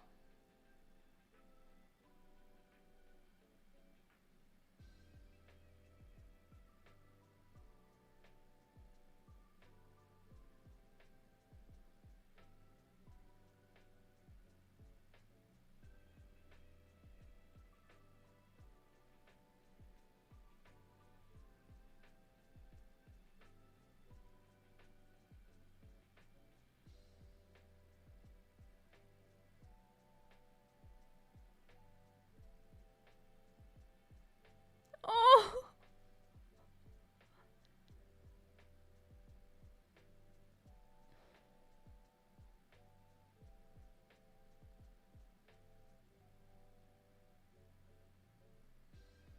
I like that he's holding his Emmy upside down.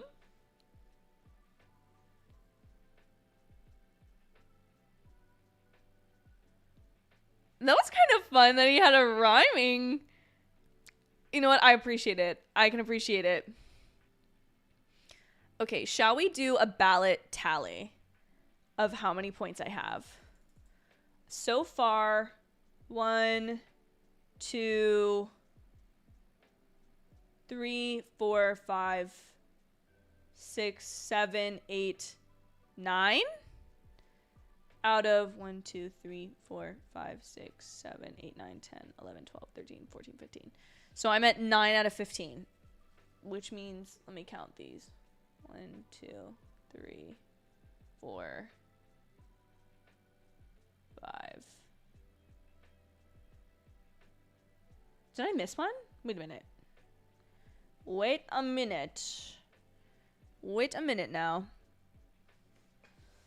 I'm very excited for season 2 of Andor because I want to rewatch that first season with a better headspace. I feel like the first one I like wasn't initially interested in until like halfway through this first season, and my husband had mostly been watching it, and eventually I got to the point where like I was kind of sucked into watching it too, and I really loved the finale, and I really loved like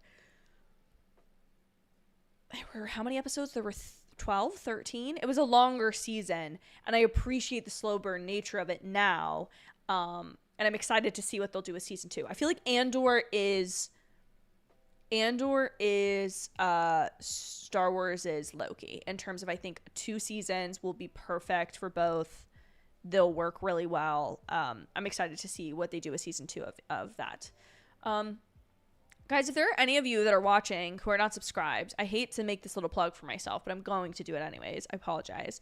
I would sincerely appreciate if any of you that have been watching the stream for any period of time, if you would hit that subscribe button. I have been so close to 4,000 subscribers for nearly a year. And I'm so close, and I would so appreciate any of you that want to see more live streams like this for award shows, more reviews of TV and movies, anything like that. I would greatly appreciate if you subscribed. That's going to be possibly my one and only push until the end for that. But I did want to throw that out there. I appreciate all of you that are in the chat. To chat, you just need to subscribe. You don't need to be subscribed for a long period of time. Just to, just hit the subscribe button. Would appreciate that greatly. Thank you guys. Okay, so we're at 9 out of 15, which is decently good.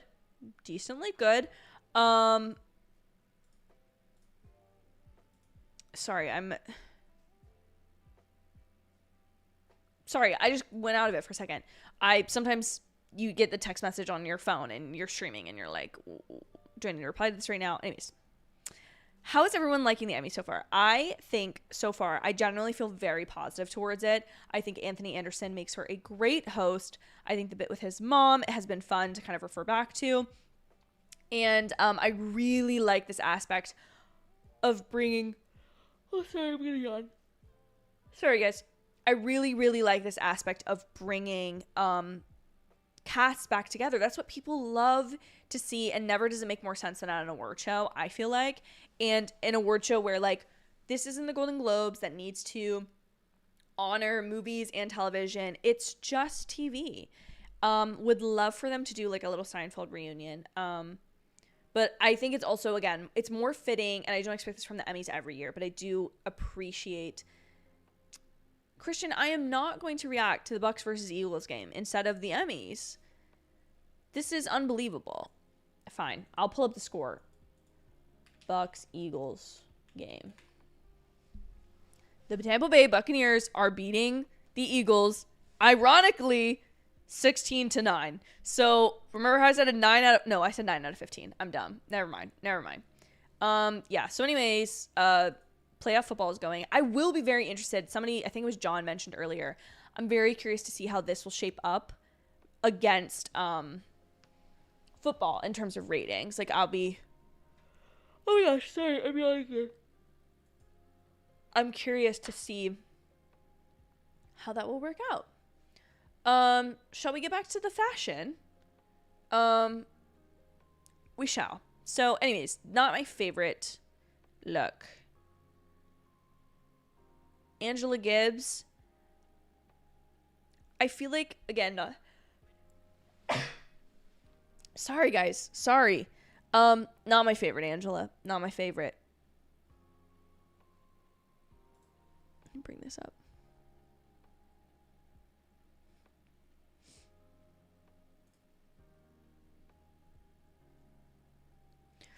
Oh.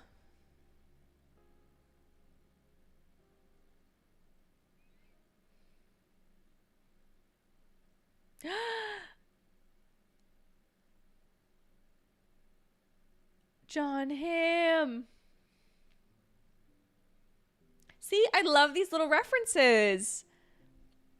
Because I forgot that in Blackish he worked in an ad agency.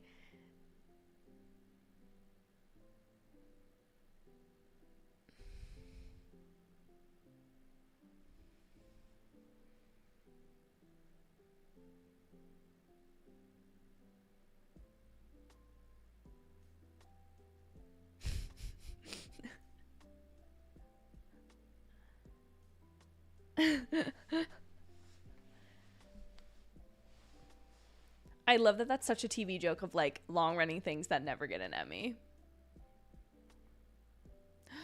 Oh, One Way Out is such a good episode. Is this for directing?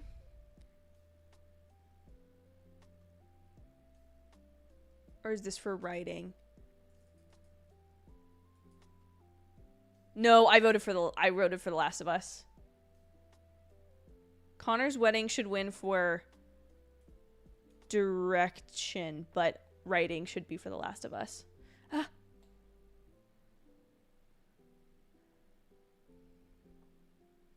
Greg That is such a good episode. I love Succession so much, but it should have been for The Last of Us. Sorry, the Succession theme song gets me hyped pretty much every time I hear it in these things. Jesse Armstrong's going to win for directing for that episode because it was a phenomenal episode.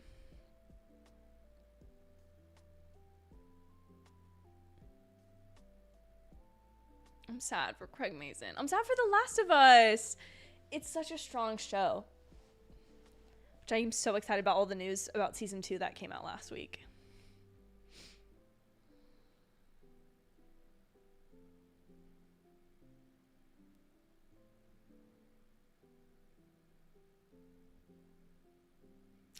Look at Jack Breyer. He's so happy.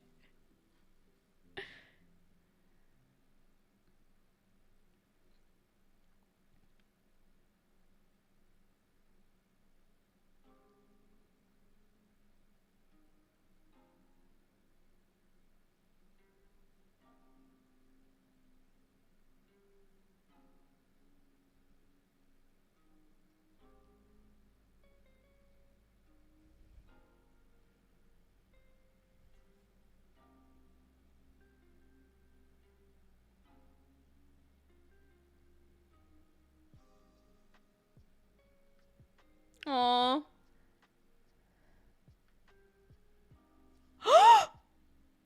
Shut up! They're doing a Loki bit! They're doing a Loki bit! I heard the music and I was like, what the heck? Ah! I'm so happy. His green tie. His green suit. I love them so much.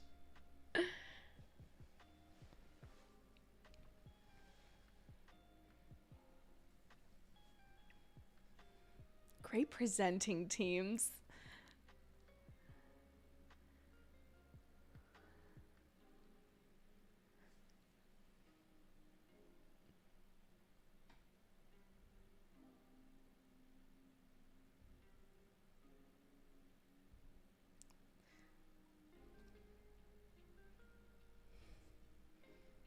I had Lee Sung Jin.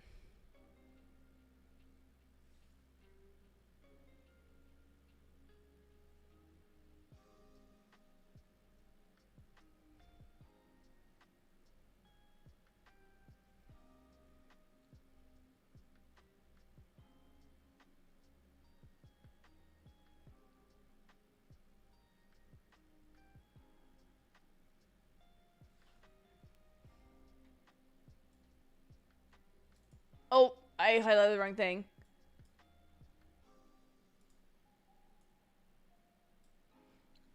Okay, I really need to watch Beef. Gonna put that on my list with Reptile.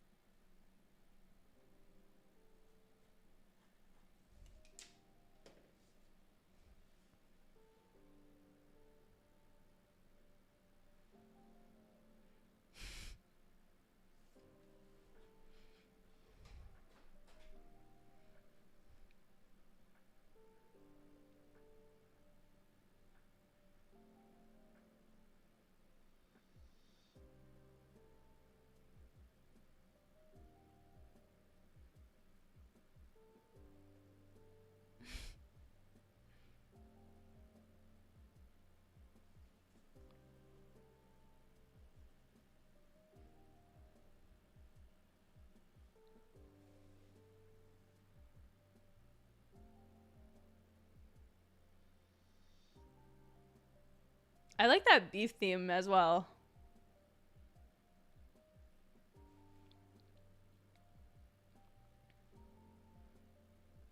Okay, guys, I do not want to miss the Emmy edition. I do not want to miss the weekend update, and I need to run to the restroom. So everyone take 5, and I will be right back, okay?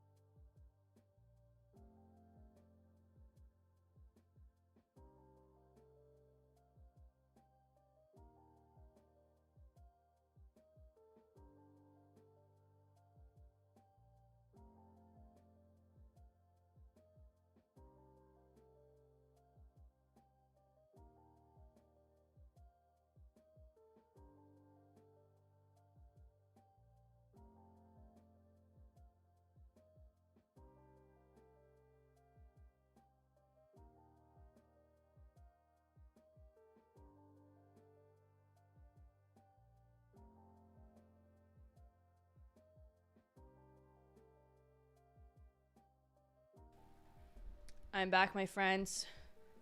Sorry about that. I just very much did not want to miss weekend update, so I had to run quick. John says Beef has some of the best 90s kind of songs at the very end of every episode.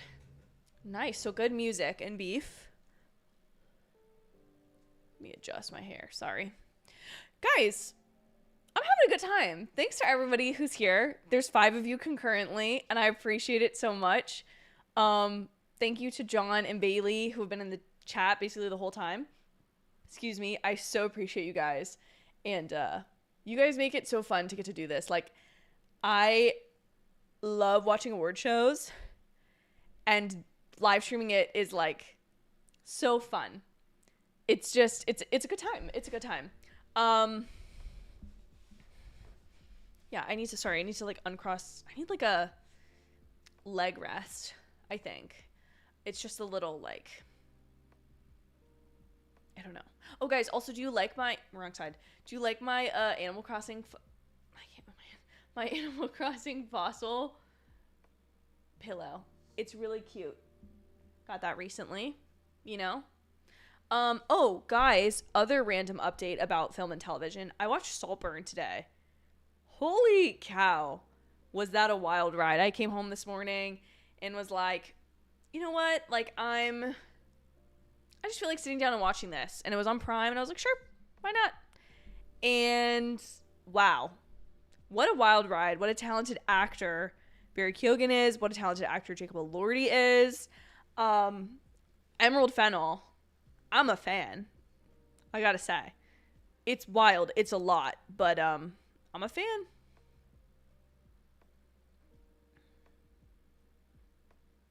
Ooh, Grimsburg looks interesting. New Fox animated show. Oh, his mom is in his TV show with him. Wait, this makes so much sense to have someone who's already a game show host on the network host. Although I will say, I say this, but the final year of Game of Thrones, so that was 2019 was the last season, so it would have been, I guess, 2019 ceremony. The host of The Masked Singer did it, and I think Ken Jeong was like a little much, and they also tried to incorporate TikTok a little bit too much in that one, so that was a little rough.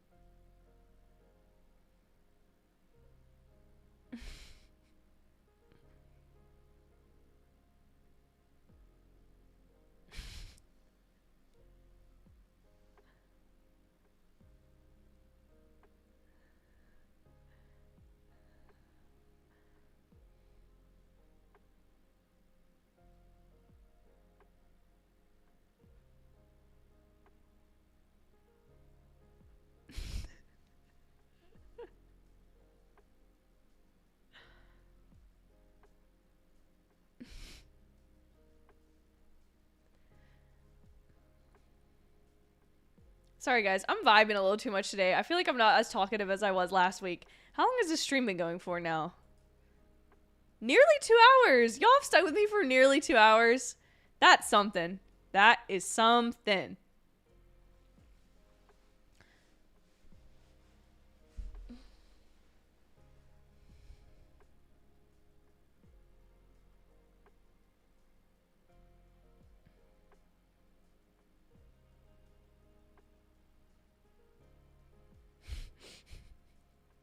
This is so cute. They're showing their starts in television.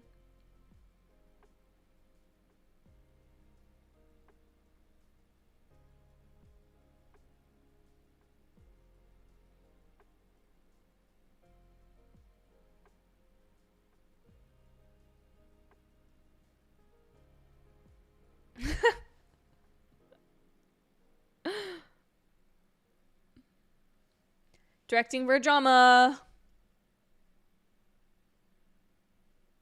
it's gonna be Succession.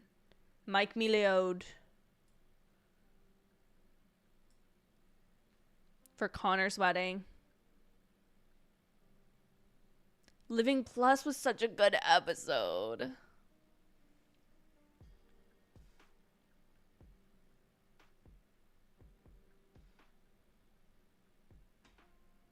Told you. Succession is the kind of show that sweeps in its final season.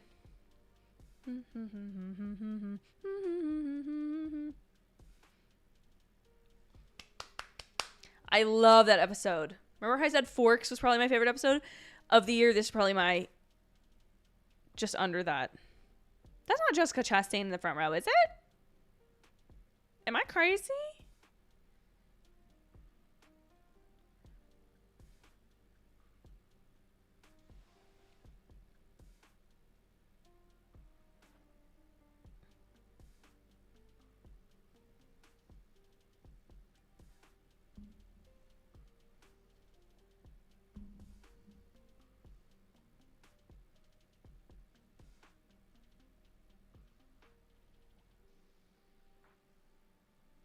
Oh, sorry guys. I just got a big...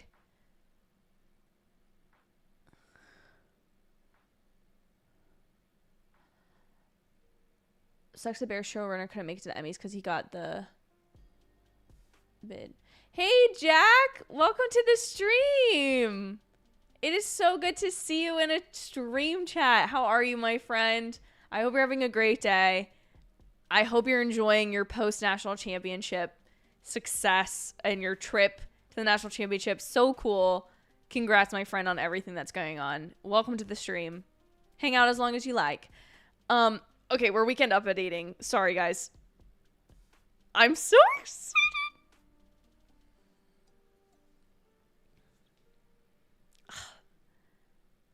If you haven't read both their books, you're missing out on some great stuff.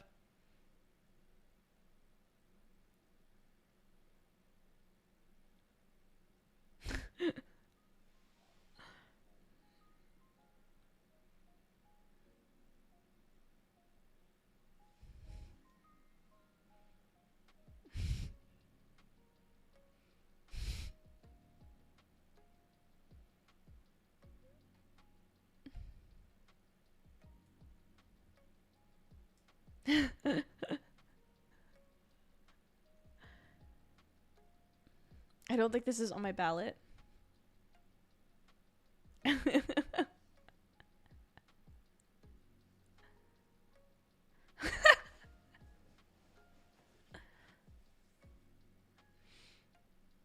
I forgot about this, how the Oscars wins an Emmy.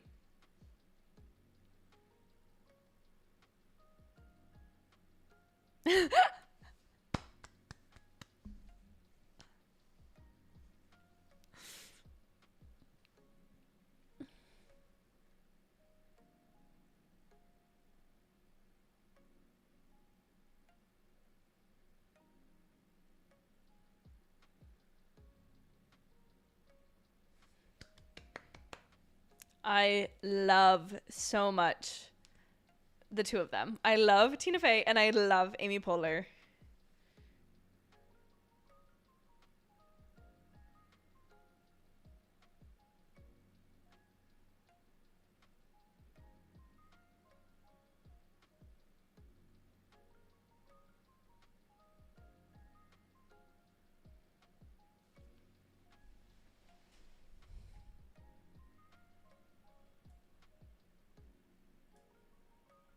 I don't think that's on here.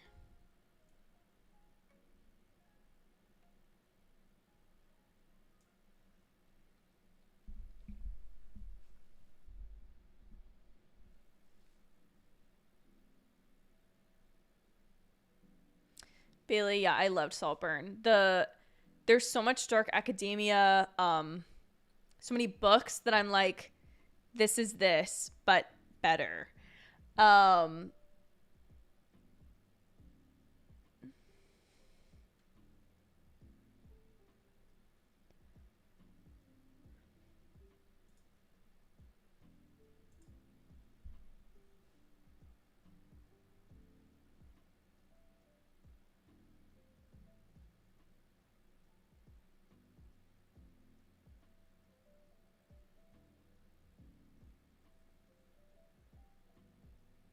Oh, he got an EGOT from this. That's incredible. That's awesome. How cool is that?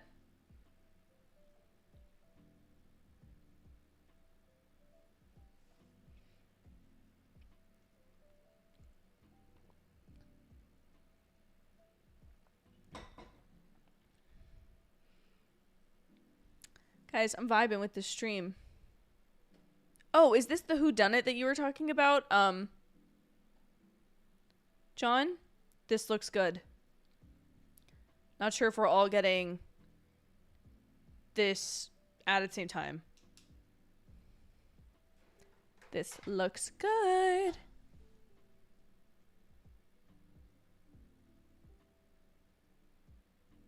Deaths and other details. What a cool name for a show. Okay, shall we? It's been a hot minute since the fashion. Should we go back? Angela, not my favorite look. I'm sorry, babe. Jamie. No. Okay, listen. This looks like you have flippers. This dress is fine. Nothing special about it. But this needs to go, and these needed to be, no. It's no for me, dog. Okay, suit. I like this. This is Kit Hoover. You could say that this is relatively safe, but I think it's very pretty. Very pretty. Great color for her. I like it. Ooh, this is fun. This is Desi Liddy. I like this. It's fun. I like it. Not my favorite, but I like it. This is Sammy Hanratty. I would like this more if there wasn't the lace on it. The lace is not my favorite. Caitlin Thompson, a.k.a. her name's not Kate. Cassie? Is her name Cassie? Hold on. She's Kate's best friend in This Is Us. Hold on. I'm embarrassed I don't know this. Madison. I kind of like this, actually. There's something with the hair that works really well with it. I like it. I'm saying it's a yes for me. Francesca Zocchi. No. No for me. Adam Brody. Okay, no. I just don't care. This, once again, it's giving me ballerina. And we have nice pink lipstick, nice pink dress, shoes. They look like ballet slippers, which I think is a nice touch. It does just, I don't know. It's not bad, but I don't love it. You know what I mean?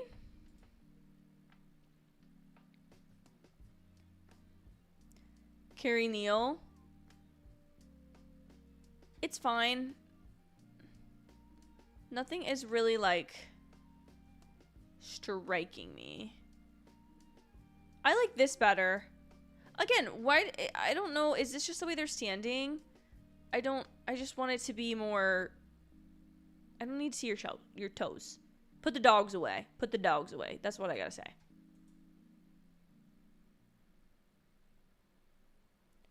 Rhea Seahorn. You know what? I actually like this. I actually do. I like this shoulder. It's a nice dress. Reese.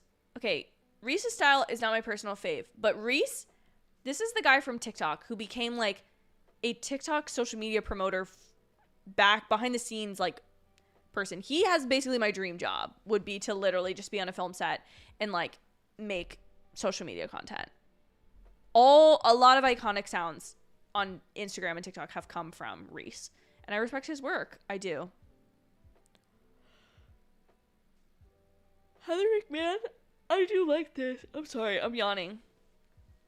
I feel like I need a snack or something. I forgot to bake. I did buy chocolate chip cookies. Okay, remember guys how last time I was saying I have specific snacks for each of the award shows or desserts? I bought chocolate chip cookies.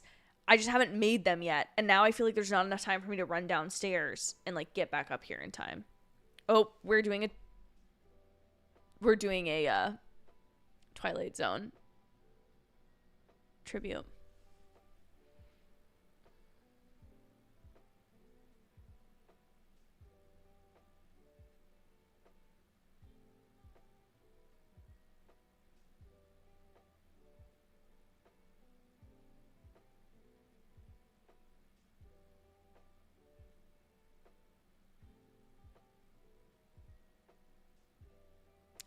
What a neat little combo of the two.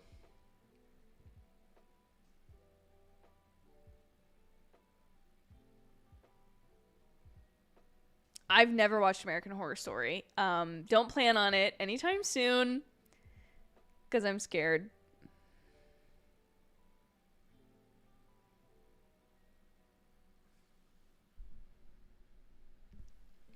I'm trying to lean back my chair a little bit, get comfy. No, I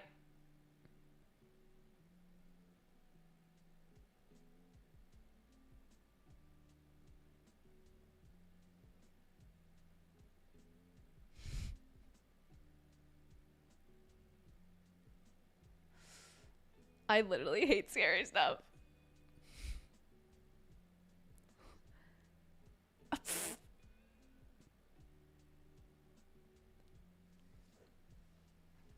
Limited series. Love Kumail Nanjiani. I did not watch Welcome to Chippendales, but maybe I should. I put Steven Yeun for beef. Biff? For Biff?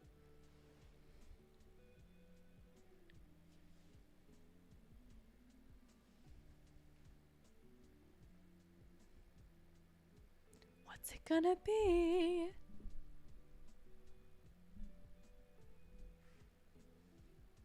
Is that Anthony Anderson?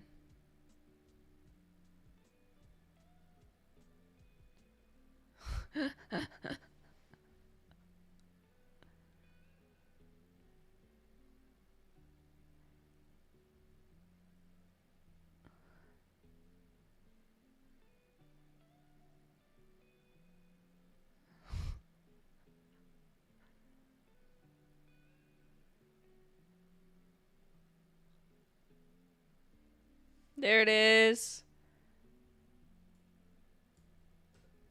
Big year for Steven Yeun. It's my Glenn.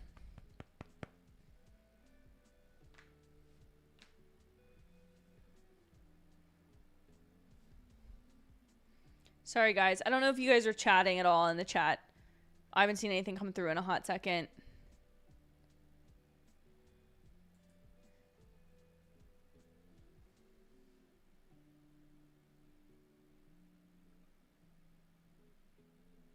I'm so sad that Steven Yeun isn't going to be in Thunderbolts anymore.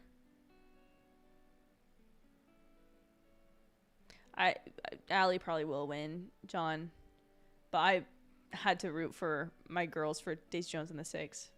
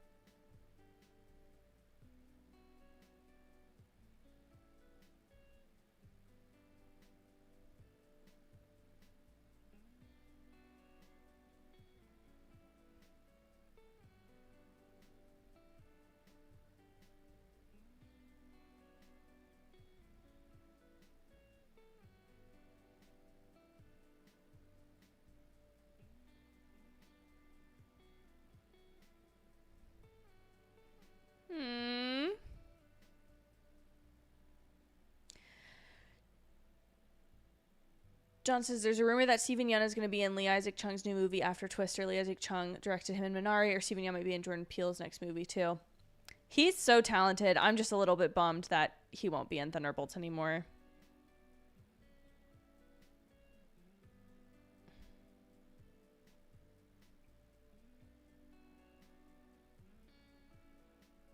I like both their dresses.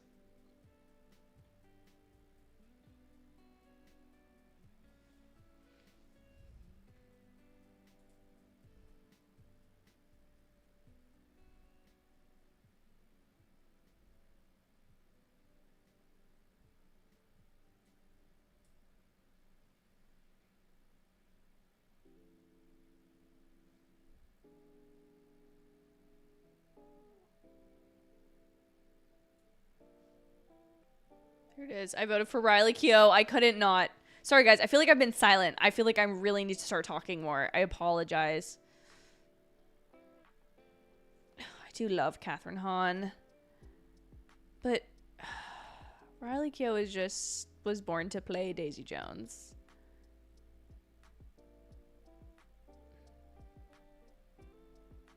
Oh, there's Jessica Chastain.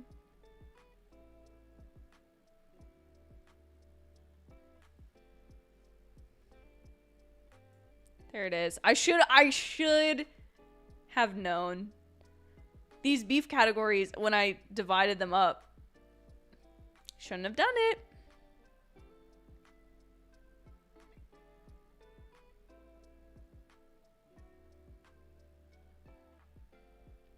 That looks like a heavy statue.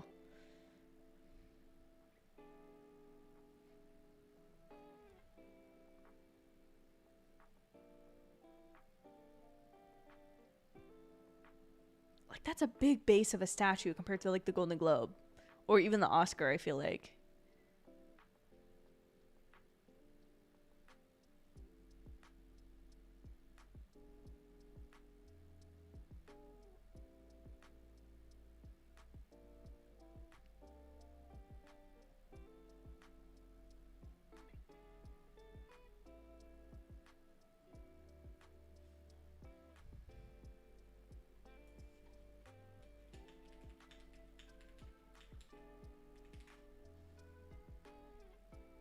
Oh, wait, Ali Wong and Bill Hader are dating?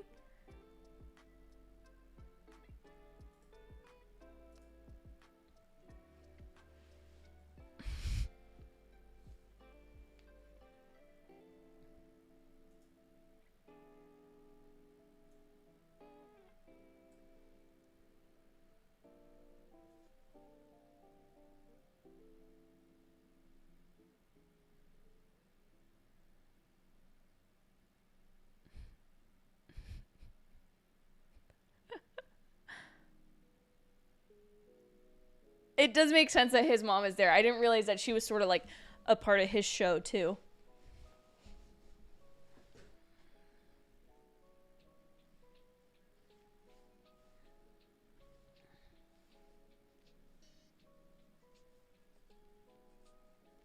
Can you imagine being like a dame? Oh, I like Taraji's dress.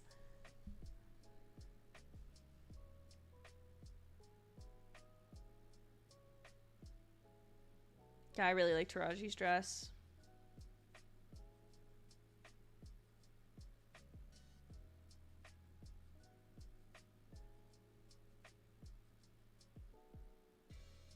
Thank you to the 4 of you who are still here. I appreciate it. I'm sorry. I feel like I've like petered out and I feel horrible. I feel like I don't feel bad. I feel badly that I have not been as talkative as I have in the past.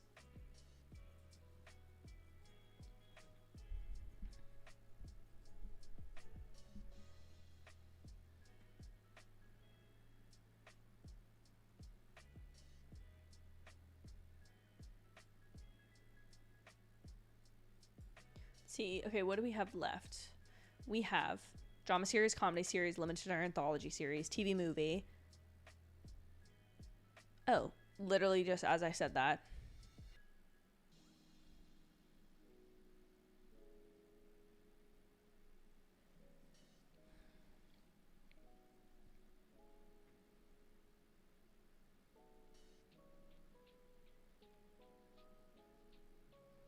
I love Daisy Jones and the Six. Maisy, let me in and let me down. Love that.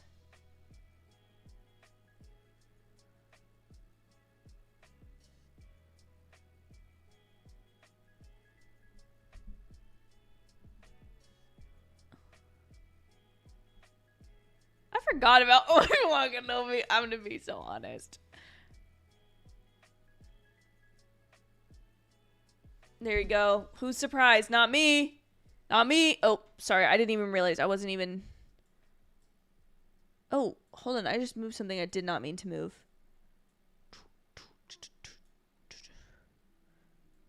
It's here. Hold on.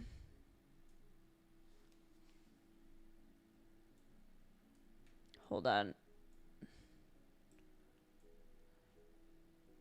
There it is. Okay, I need to rephrase that. I did not forget that Obi-Wan Kenobi existed. I forgot that the show was nominated.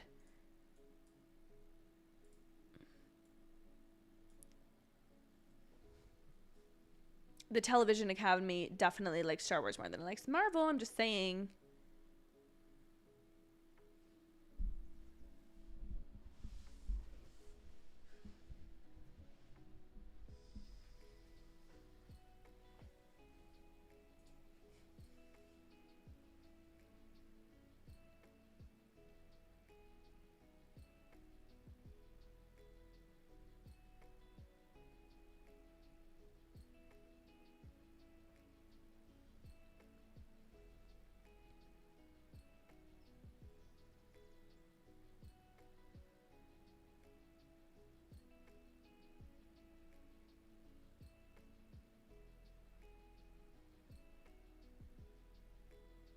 I really need to watch this now.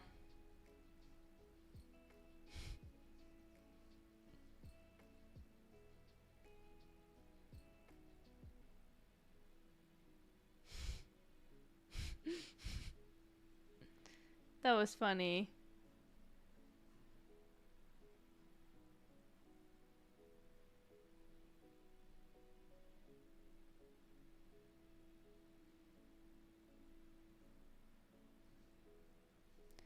Okay, should I run and go get a... Oh, I saw my goldfish up here from the Golden Globes.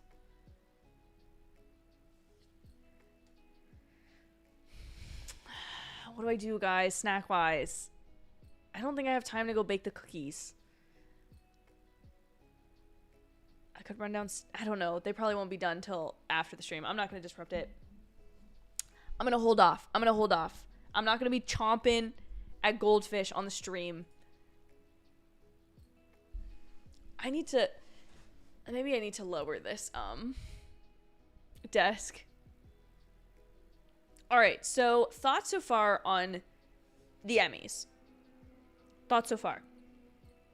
Pretty much things that I expected to win are winning. No major upsets, I feel like, other than I don't think anyone was really expecting the Dahmer monster, Niecy Nash Betts in supporting actress limited anthology series or movie. I personally wasn't thinking about that one as much as other shows, obviously.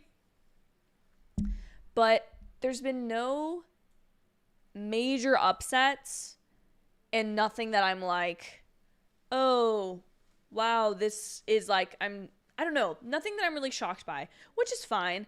I will say though, guys, which this is TV, so this will be the last thing for TV until the Emmys again in September, which is fun that we get kind of 2 Emmys in a year.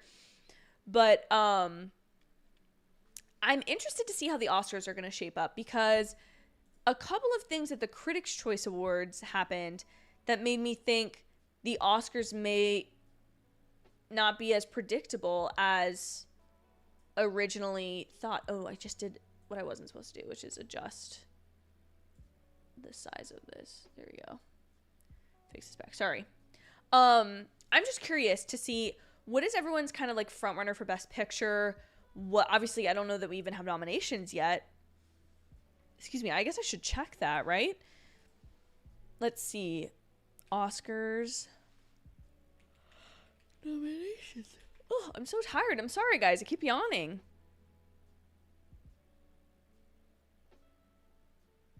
I think Oppenheimer will obviously be a big winner. But I think, like, I'm Just Ken won for Best Song, which I thought was a obvious sweep for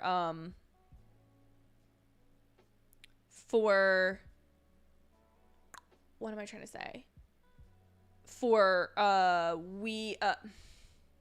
what was I made for? So I'm curious to see how the Oscars end up shaping up, and what we end up doing. Oh, I want to watch the show. It's the Truman Capote's Black Swans. This looks like it's going to be really good.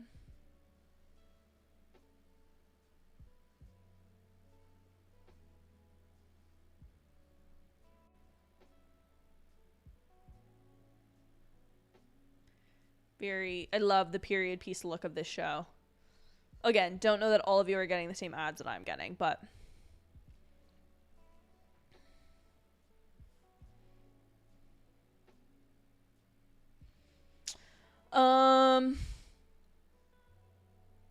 Bailey, what 2023 releases do you need to catch up on? I need to watch still the ones that I feel like I really want to see.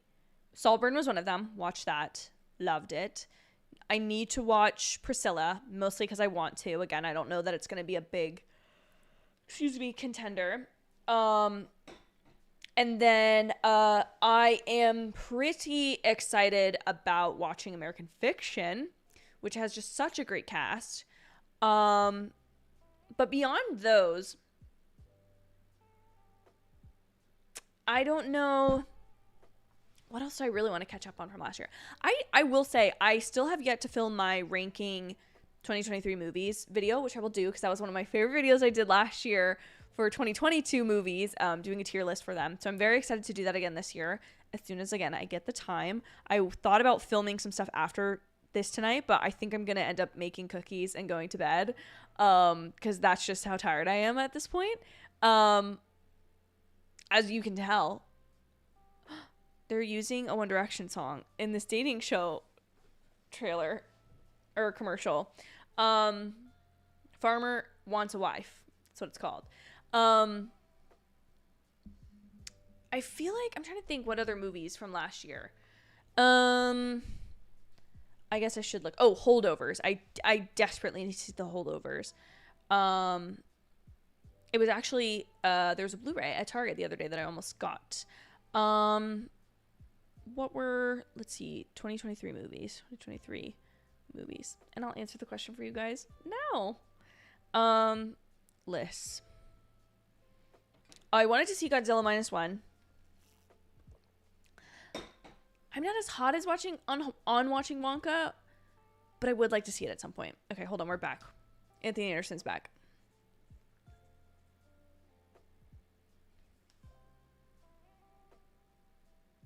Imagine being an official accountant for the Emmys, for the Television Academy.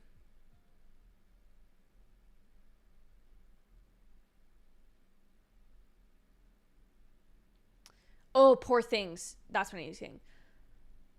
I watched Past Lives, and I've never heard of Eileen or The Passages. Oh, and I want to watch Blackberry.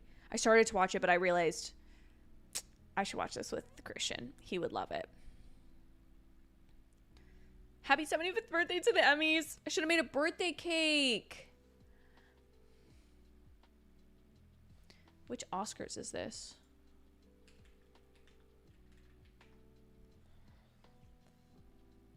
'96th. This is the quarter quell of Emmys.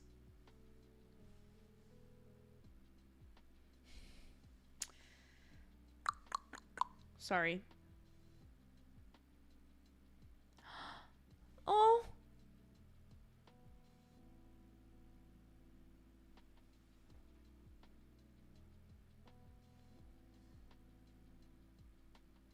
"75 moments from television history." I just love television so much.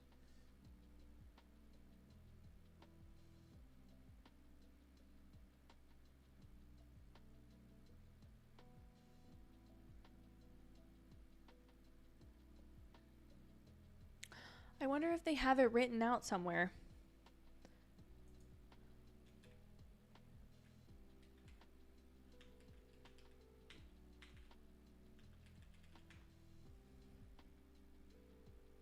These montages get me.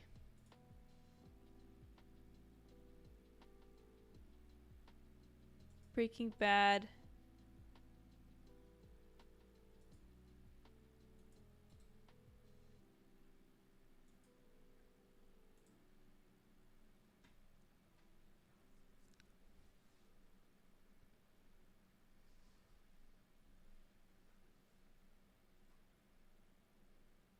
The end of MASH.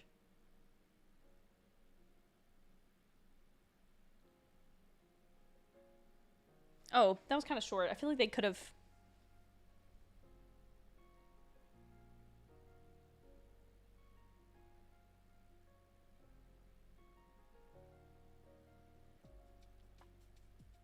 Yes, Coleman.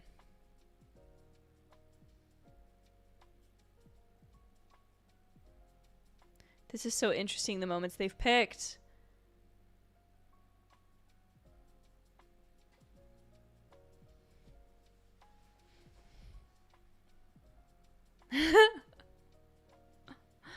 I like his suit. I like that it's long. It's coattails. That's the correct term.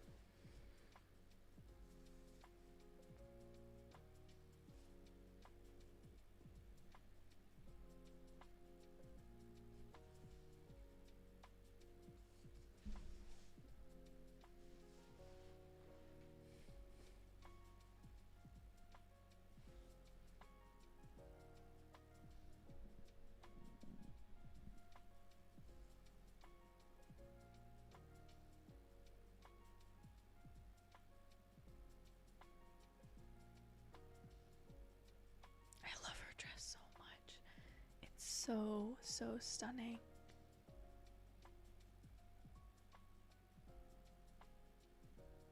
Like, this is my favorite dress that I've ever seen her in.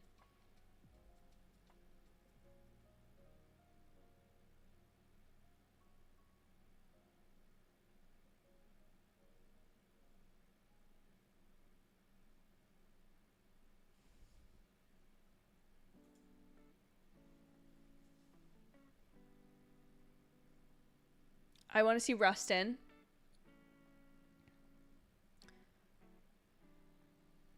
Coleman Domingo is literally staring me in the face, and I'm like, what was that movie he was in?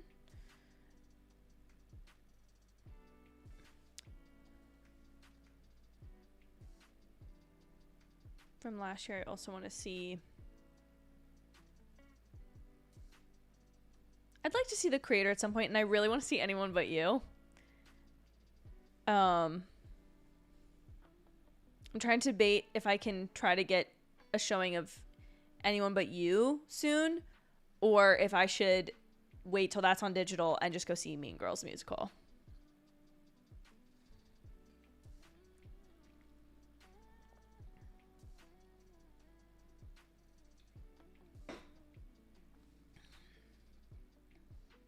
Oh, Mitch and Kayla's wedding.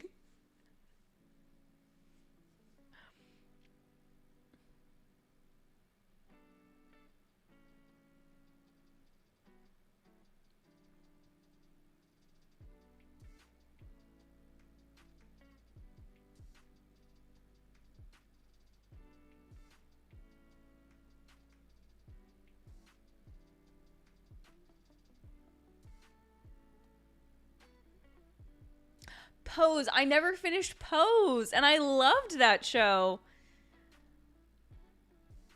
I need to really write out a show.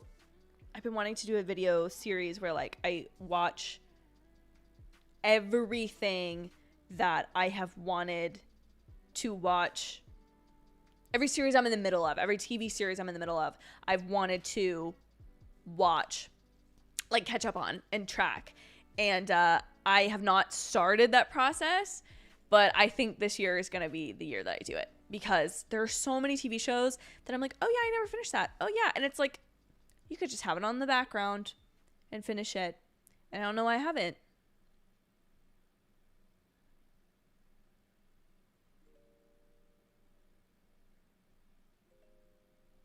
Now I'm just thinking about chocolate chip cookies downstairs.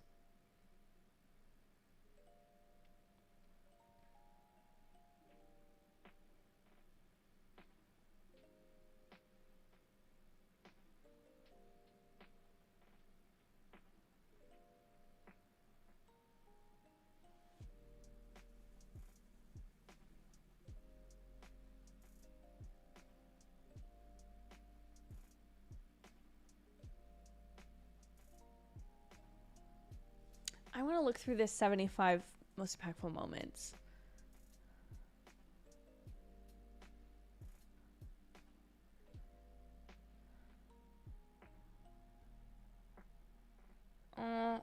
They have... I like that they have both things that are like... Oh, they have the Friends finale on here. Cheers finale. Ted Danson. Why can't I remember his name? Julia Child makes beef bourguignon.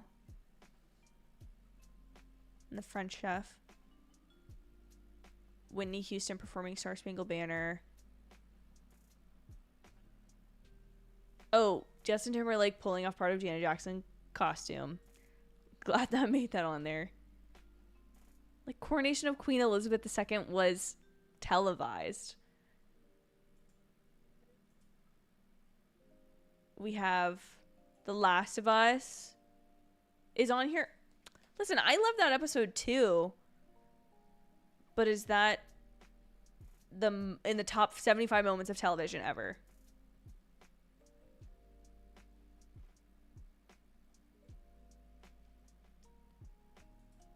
The Sesame Street episode where they just talked about death. There's multiple Game of Thrones episodes on here. The debut of the Thriller video, Michael Jackson's music video. The first season of American Idol. Oh, wait, hold on. We're Rob Reiner. No.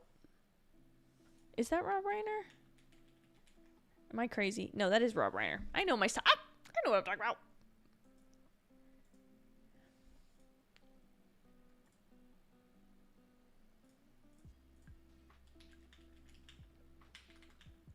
When do Oscar nominations come out? January 23rd. So next week.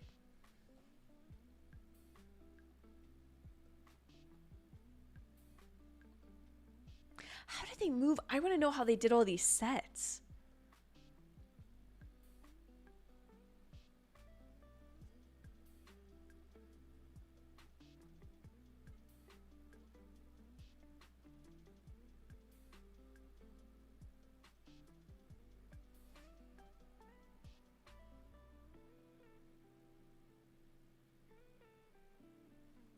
Give it up for Norman Lear. Sam Claflin?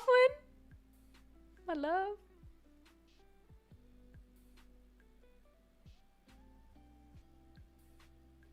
Oh, I'm gonna be sad now. Matthew Perry's gonna be in it.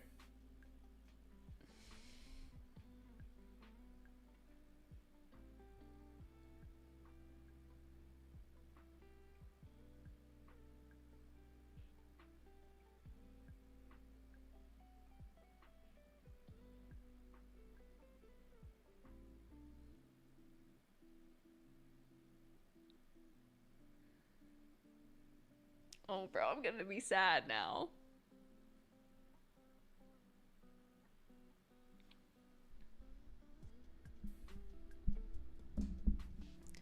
Love that we're bringing back See You Again.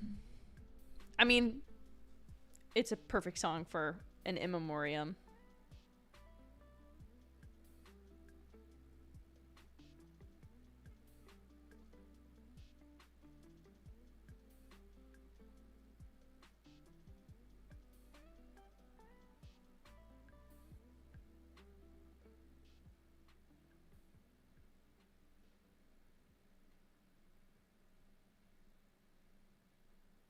This is so sad.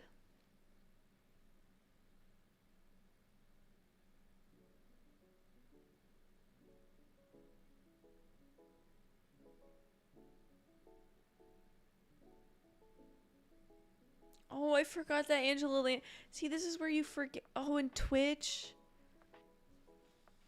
You forget how many people have passed away. Ron Cephas Jones.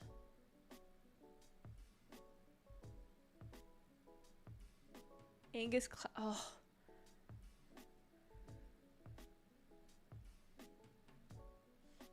It's just brutal.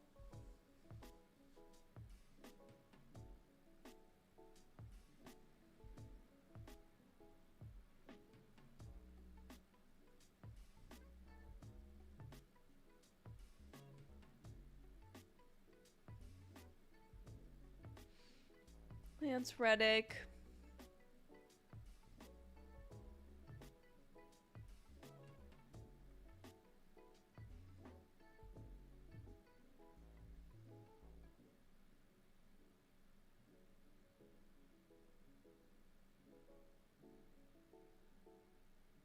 I'm not ready for it.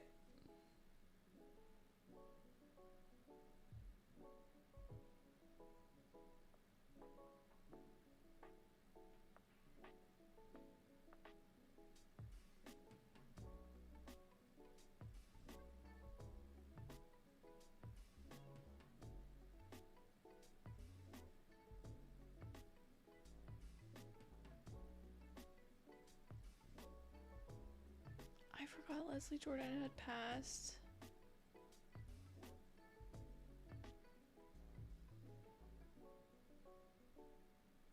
Lynn Good. Oh.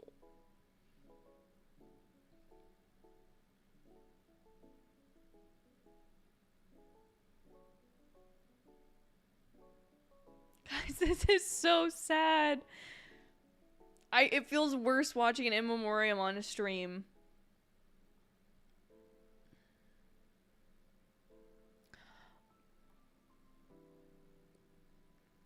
No.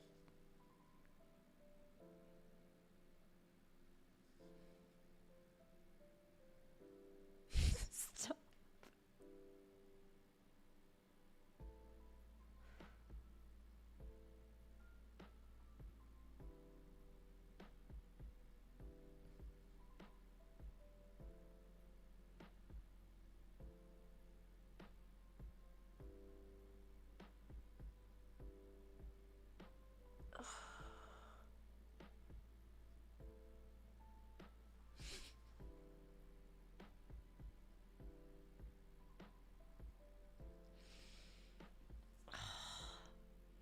That hurts.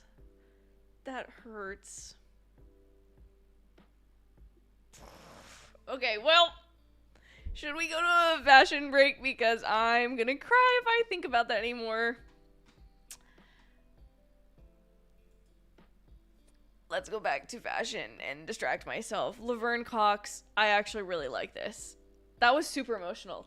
The fact that they threw in, I'll be there for you. Like, I actually am gonna cry if I think about it for too long. That is so, I think, I'm gonna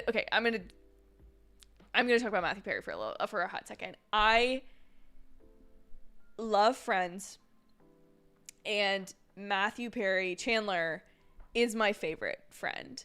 Monica is the one that I feel like I'm probably the most like. I'm very anxious and hyperactive and like probably bossy and kind of mean sometimes and a little bit high maintenance, if not a lot high maintenance.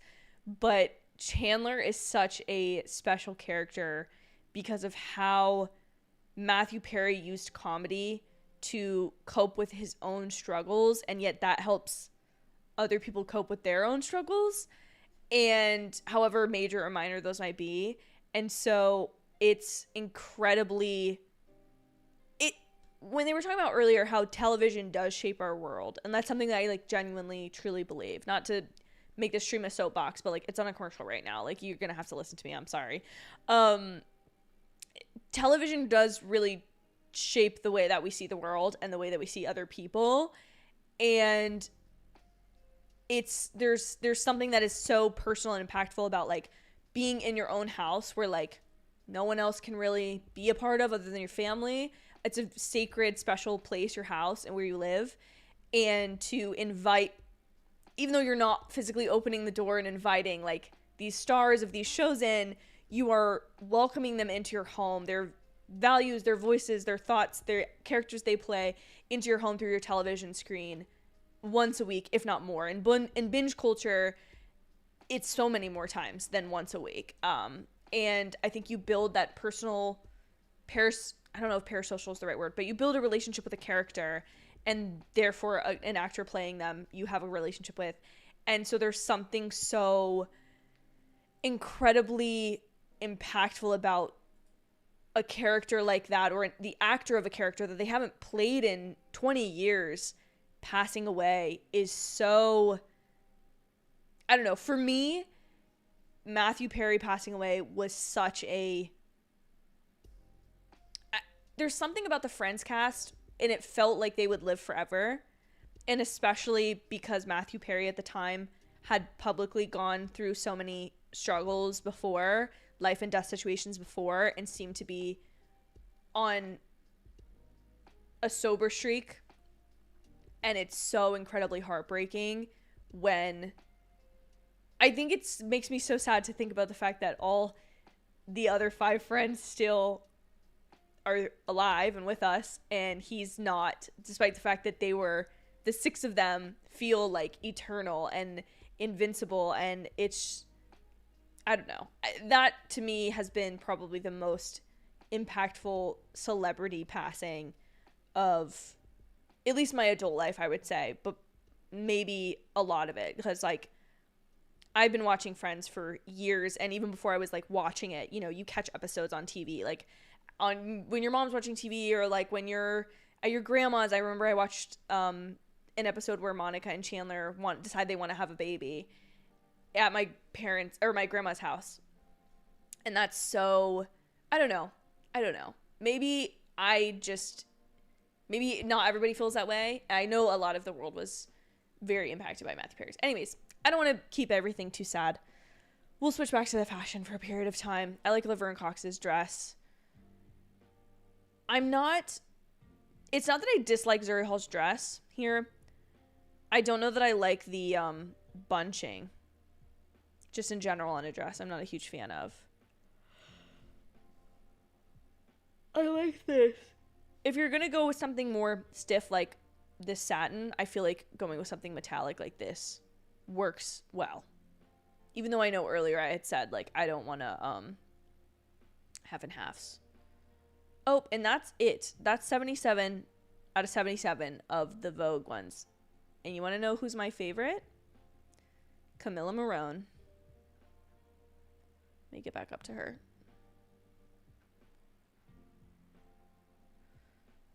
This is my best dress of the night. Hold on, I'm getting there. Where is she? She was very close to the top.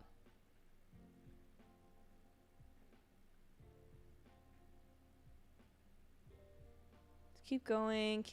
Sorry, I'm trying to find her again. Nope. My best dress of the evening. Absolutely stunning. This is the official first edition of the Sasha Raquel Red Carpet Report live stream.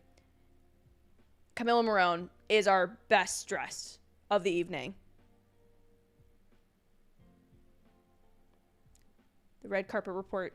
That's going to be it for the Red Carpet Report for this evening, I think.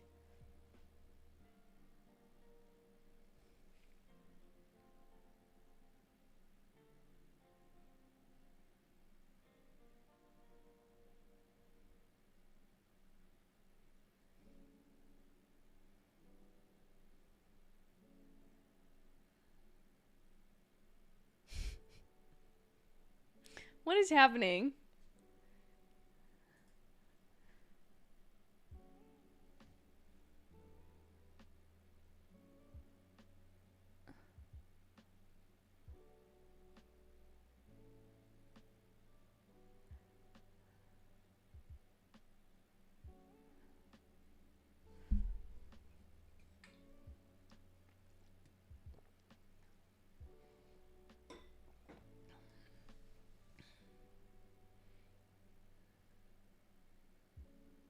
I love that these cats are having fun together.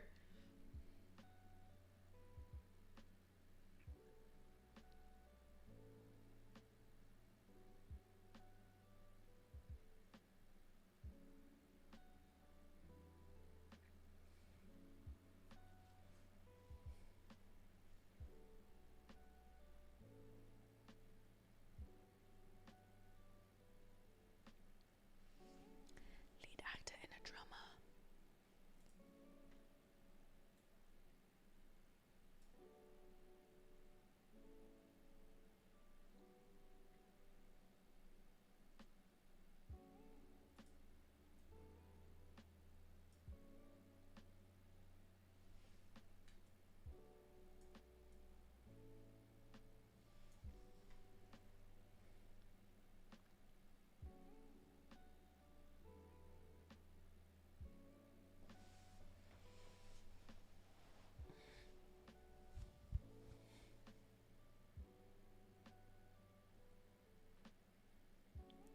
love Pedro. I need to get a Kendall Roy sticker for my water bottle.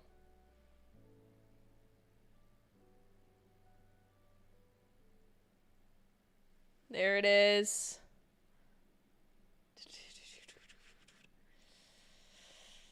Remember when you guys asked me what's up next on my docket of what to watch? I guess it's Succession again.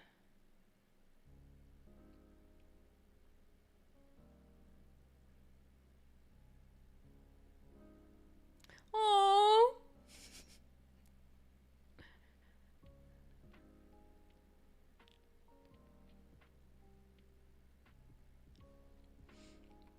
Kieran Culkin is so talented.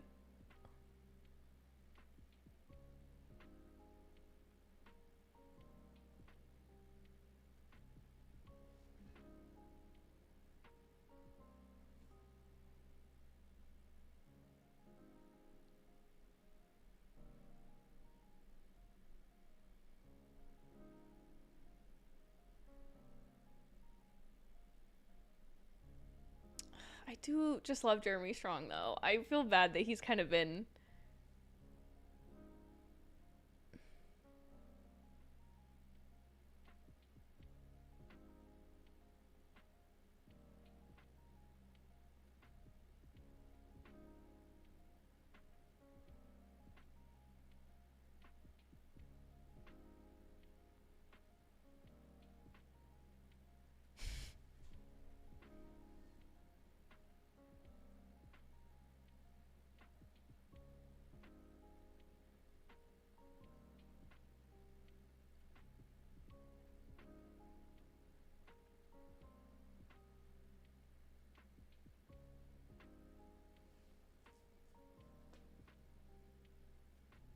Oh,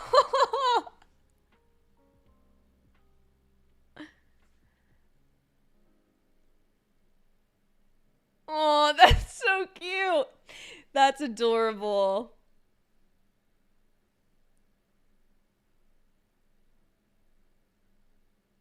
That's so cute.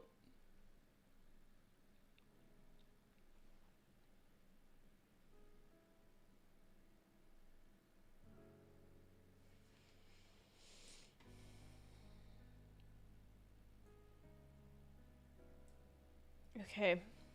We have writing? No. Directing for a variety. Drama, comedy, TV movie. And lead actress drama. Oh, sorry. I didn't realize I was moving that around.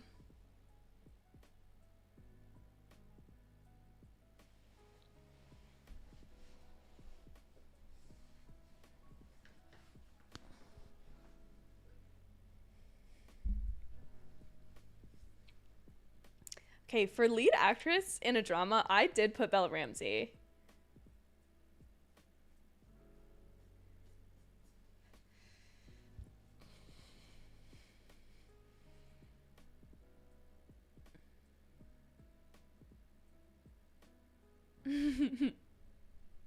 I love that Harrison Ford's in front of her just laughing.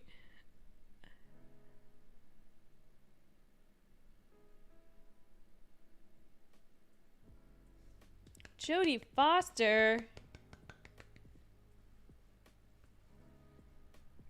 I like this outfit of Jodie Foster's better than her one from the Golden Globes.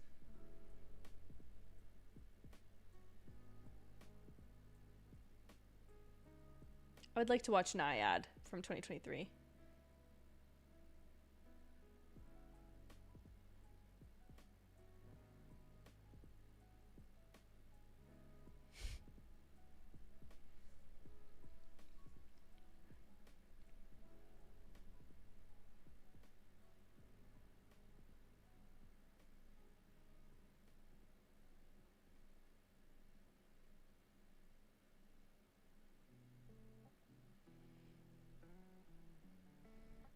I feel like it'll be Sarah Snook.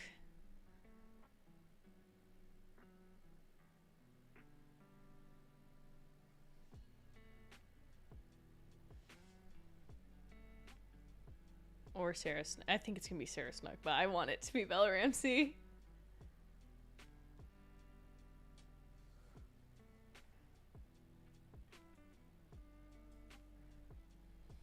Sorry. Oh, sorry, I didn't have my ballot up. I voted for Belle Ramsey. I love that Brian Cox is like celebrating them like they are his actual children. I really like Sarah Snook's dress.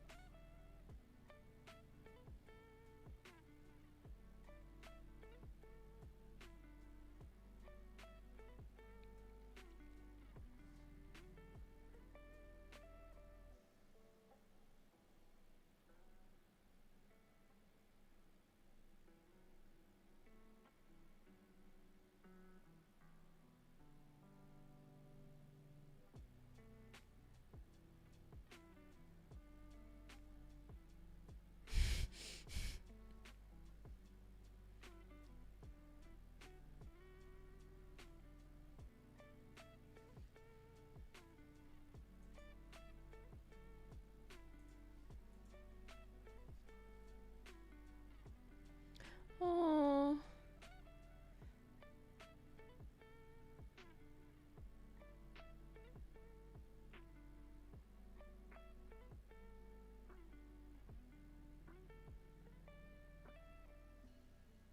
Oh.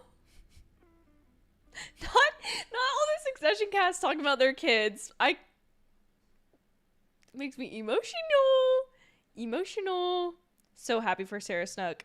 I can't wait to see what she's in next. I know she was already in, I don't think it was Painkillers or Pain Hustlers. What was it in? It was an Apple TV show. Peter Dinklage. We're gonna have a little Game of Thrones set.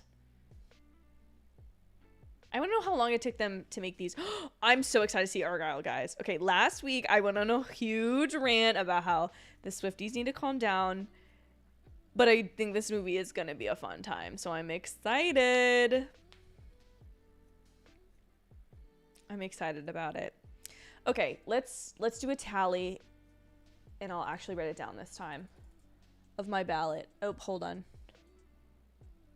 Sorry, everyone. Okay, so we have 1, 2, 3, 4, 5, 6, 7. I feel like I'm not counting this correctly. Hold on. I need to focus. Okay. 1, 2, 3, 4, 5, 6, 7, 8, 9, 10, 11, 12, 13, 14. I have 14. Hi, Zane. Welcome to the stream. All is well. Thank you so much for being here. We are currently going over my tallies. And I am 14 points. You're not that excited, John, for it? Are you not a fan of the Kingsman movies? Because I loved those movies. And so I'm excited to see what Matthew Vaughn is like cooking up next. But yes, so I have 14 out of, they're saying there's 27 categories on here, but I think one of the categories is wrong. Somehow Vanity Fair always gets the ballot, somehow they're missing a category, or there's a category on there that they didn't televise. So directing for a variety series, I voted for Last Week Tonight with John Oliver. I guess I could Google it. Best directing for a variety series.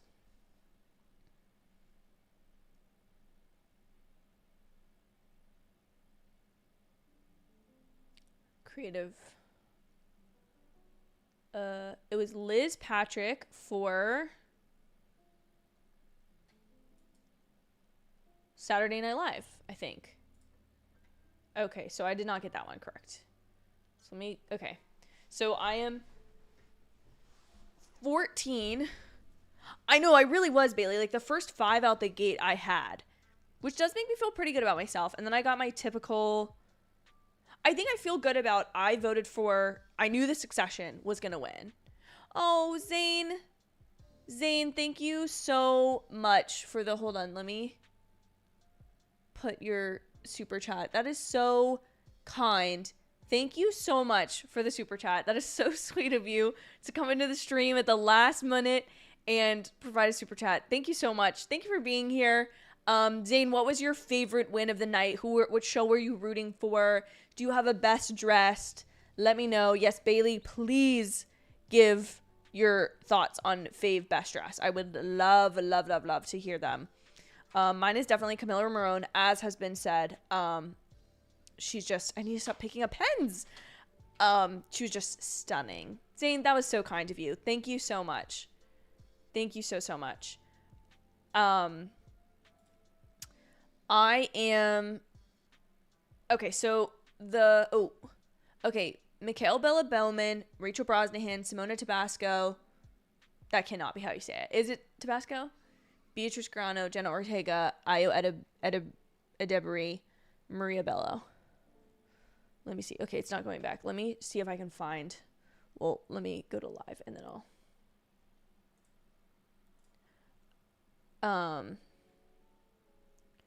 What am I looking at? Why do I want to watch this Farmer Wants a Wife show? Mikhail Bella Bowman. Emmys. Images.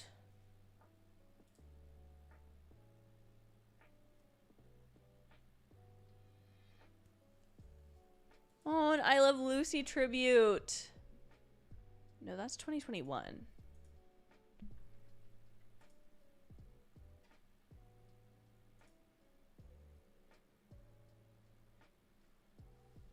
Huh?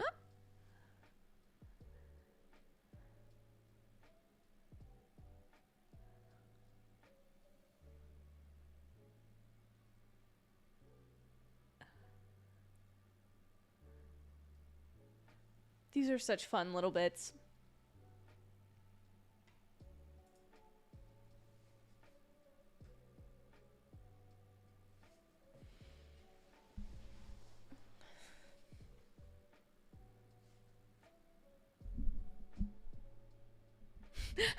Natasha Leone. Absolutely not.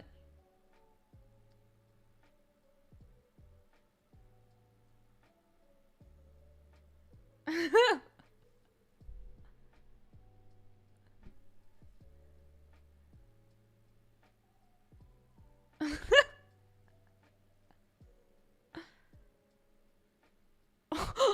just popped out of her mouth.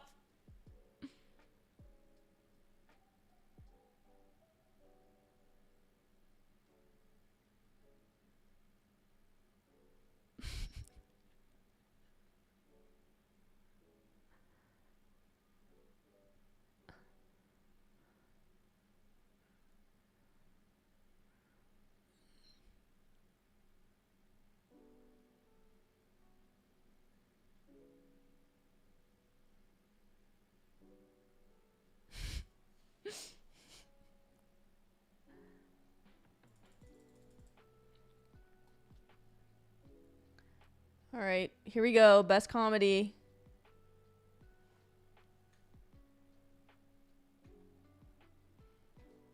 Oops.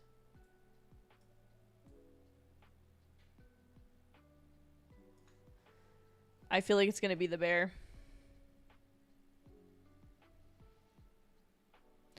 Oh, once again, if you did not watch Jury Duty, what are you doing?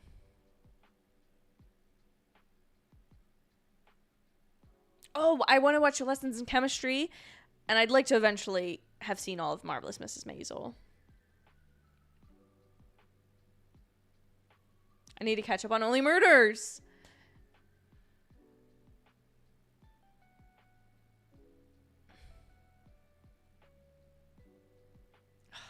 There will be no feeling quite like when I first watched Ted Lasso for the very first time.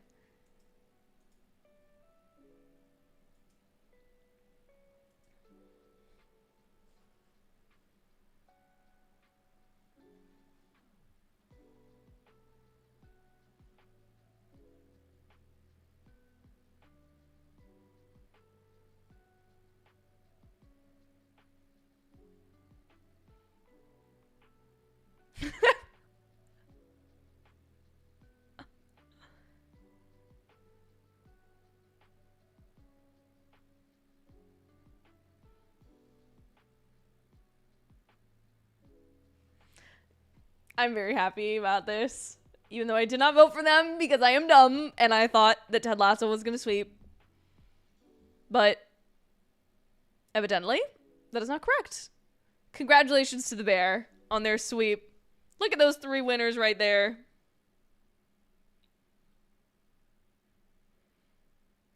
I'm so happy for the Bear. Everyone go watch the Bear.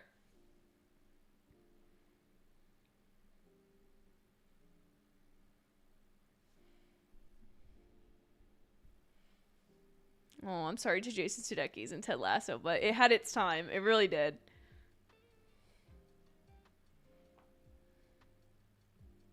So that's... I'm still at 14.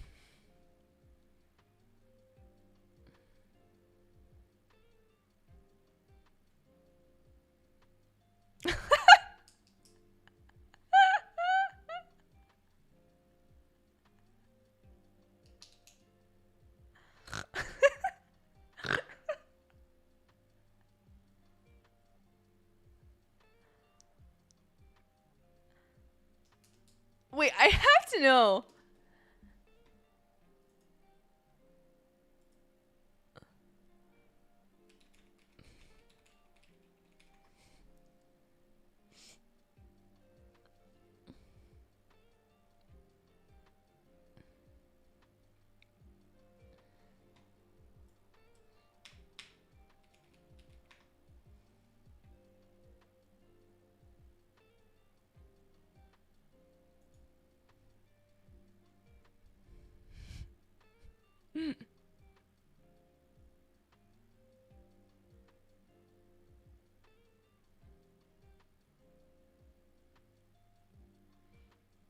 No, the Bear winning isn't surprising, Zane. FX is tied.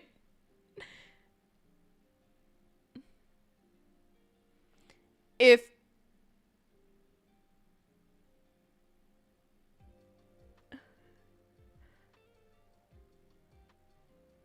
I love it.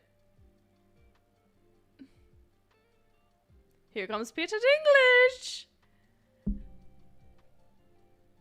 Oh, I can't wait.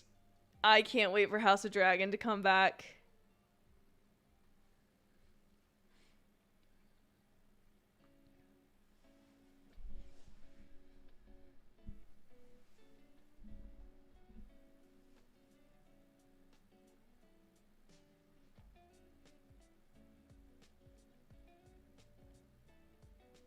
This is going to be it. This is going to be the last one. Drama series. It's going to be Succession. Ugh. He's so talented.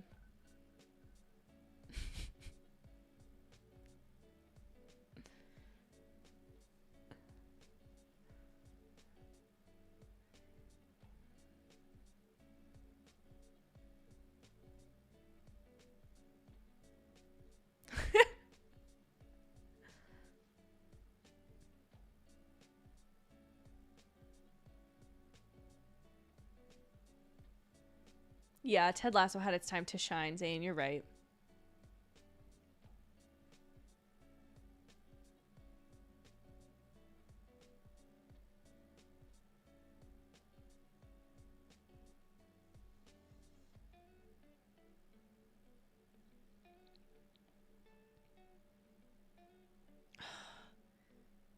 Those prison episodes.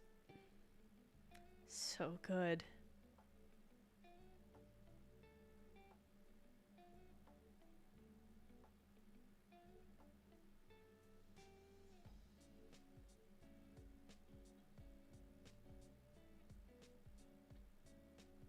Oh, so good.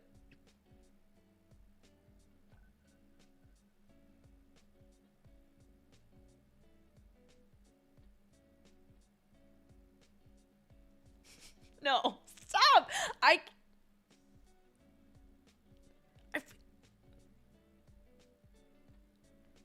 love that scene. I'm the eldest boy. I feel like if I don't get to do this, I might die. Oh, I don't want to see any spoilers for Yellow Jackets. No spoilers for Yellow Jackets. I don't want to see anything about Yellow Jackets. I want to watch it. Okay. And the Emmy goes to... There it is. Big winner. So that is a total of 15 for me. We can put it on the board. Ah.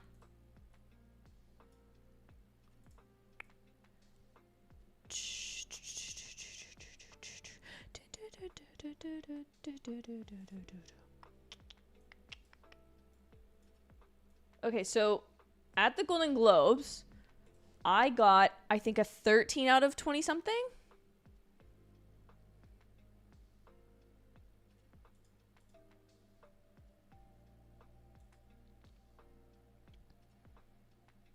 I love Succession. I will never apologize for loving Succession.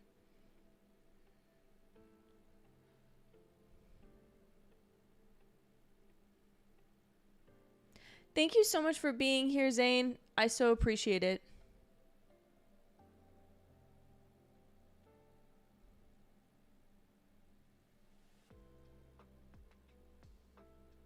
Aww. Brian Cox is so talented.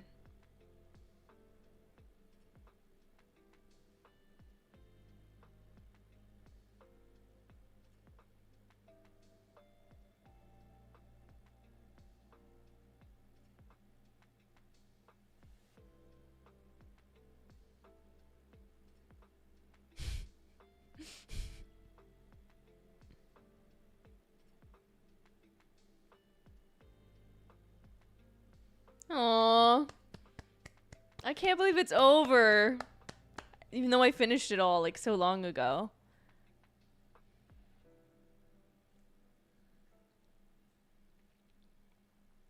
Aww. All of them hugging.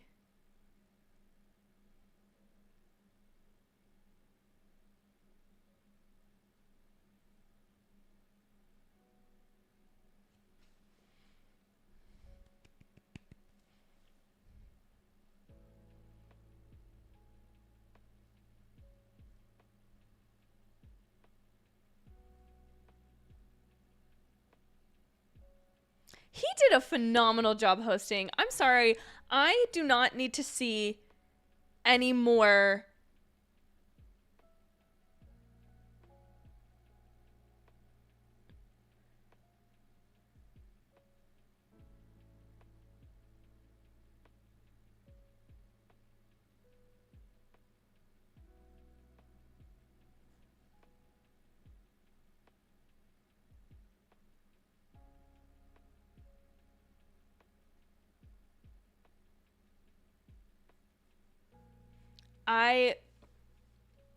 I think that was a phenomenal award show. I think that Anthony Anderson was a great host. I think that we should get comic actors to be our hosts going forward. I just think that makes so much sense. It's somebody that's likable, that you may already watch a TV show with, who you probably know. And the fact that he's a game show host that he's used to hosting. He's not trying to make it a roast. Like, an award show shouldn't be in a roast. It should feel relevant to the shows nominated or the movies and media nominated. It should feel interesting and relevant to that audience. Because, like, if I'm tuning in for the Emmys, I clearly care about TV. I don't need to be jokes made about necessarily popular culture. And, like, I just feel so happy that that was the case. As a recap of this wonderful evening that you guys have shared with me, that I so appreciate you, all of you being here for, my ballot, 15 out of 27, which is more than half. So that's good. And then, but not quite 2/3. Is that how you do math? 9 and 9 and 9 is 27. So, okay. Anyways, moving on. My fashion choice of the night, my best dressed, is Camilla Morone for Daisy Jones and the Six, which I'm so sad to not win anything, but I'm not surprised, honestly. And I apparently need to watch Beef now. And guys, thank you so much again, Zane, for your super chat. I really appreciate it. That was so kind and unnecessary, but I appreciate it regardless. And guys, that's going to be tonight's stream. I so appreciate y'all for being here. This has, again, been so fun, just as it was last week. And I plan to be back. I plan to be back at least for the People's Choice Award, because we're going to need to have a Barbie celebration, because I feel like that is going to be the winner of that evening. Obviously, I want to figure out something special to do for the Oscars, so hang with me as I figure that out, and possibly even the SAG Awards if that's televised. I gotta figure out what all is going on with all of those things, but once I do, you will hear about it first on the channel. Be sure, if you want extra first, go to my Discord chat, which is linked below. Would love to have you guys join. We can talk about movies, and I post all of my updates for streams and videos. I'm trying to get better about doing that. And then on Instagram, I'm at Sasha Raquel YT. Please go ahead and follow me over there, again, to get extra updates and links to live streams and videos when they are uploaded. Thank you guys so much for everything. Have a wonderful night. Congrats to all the winners at the Emmys, and I will see you guys in my next video or live stream. Bye, guys.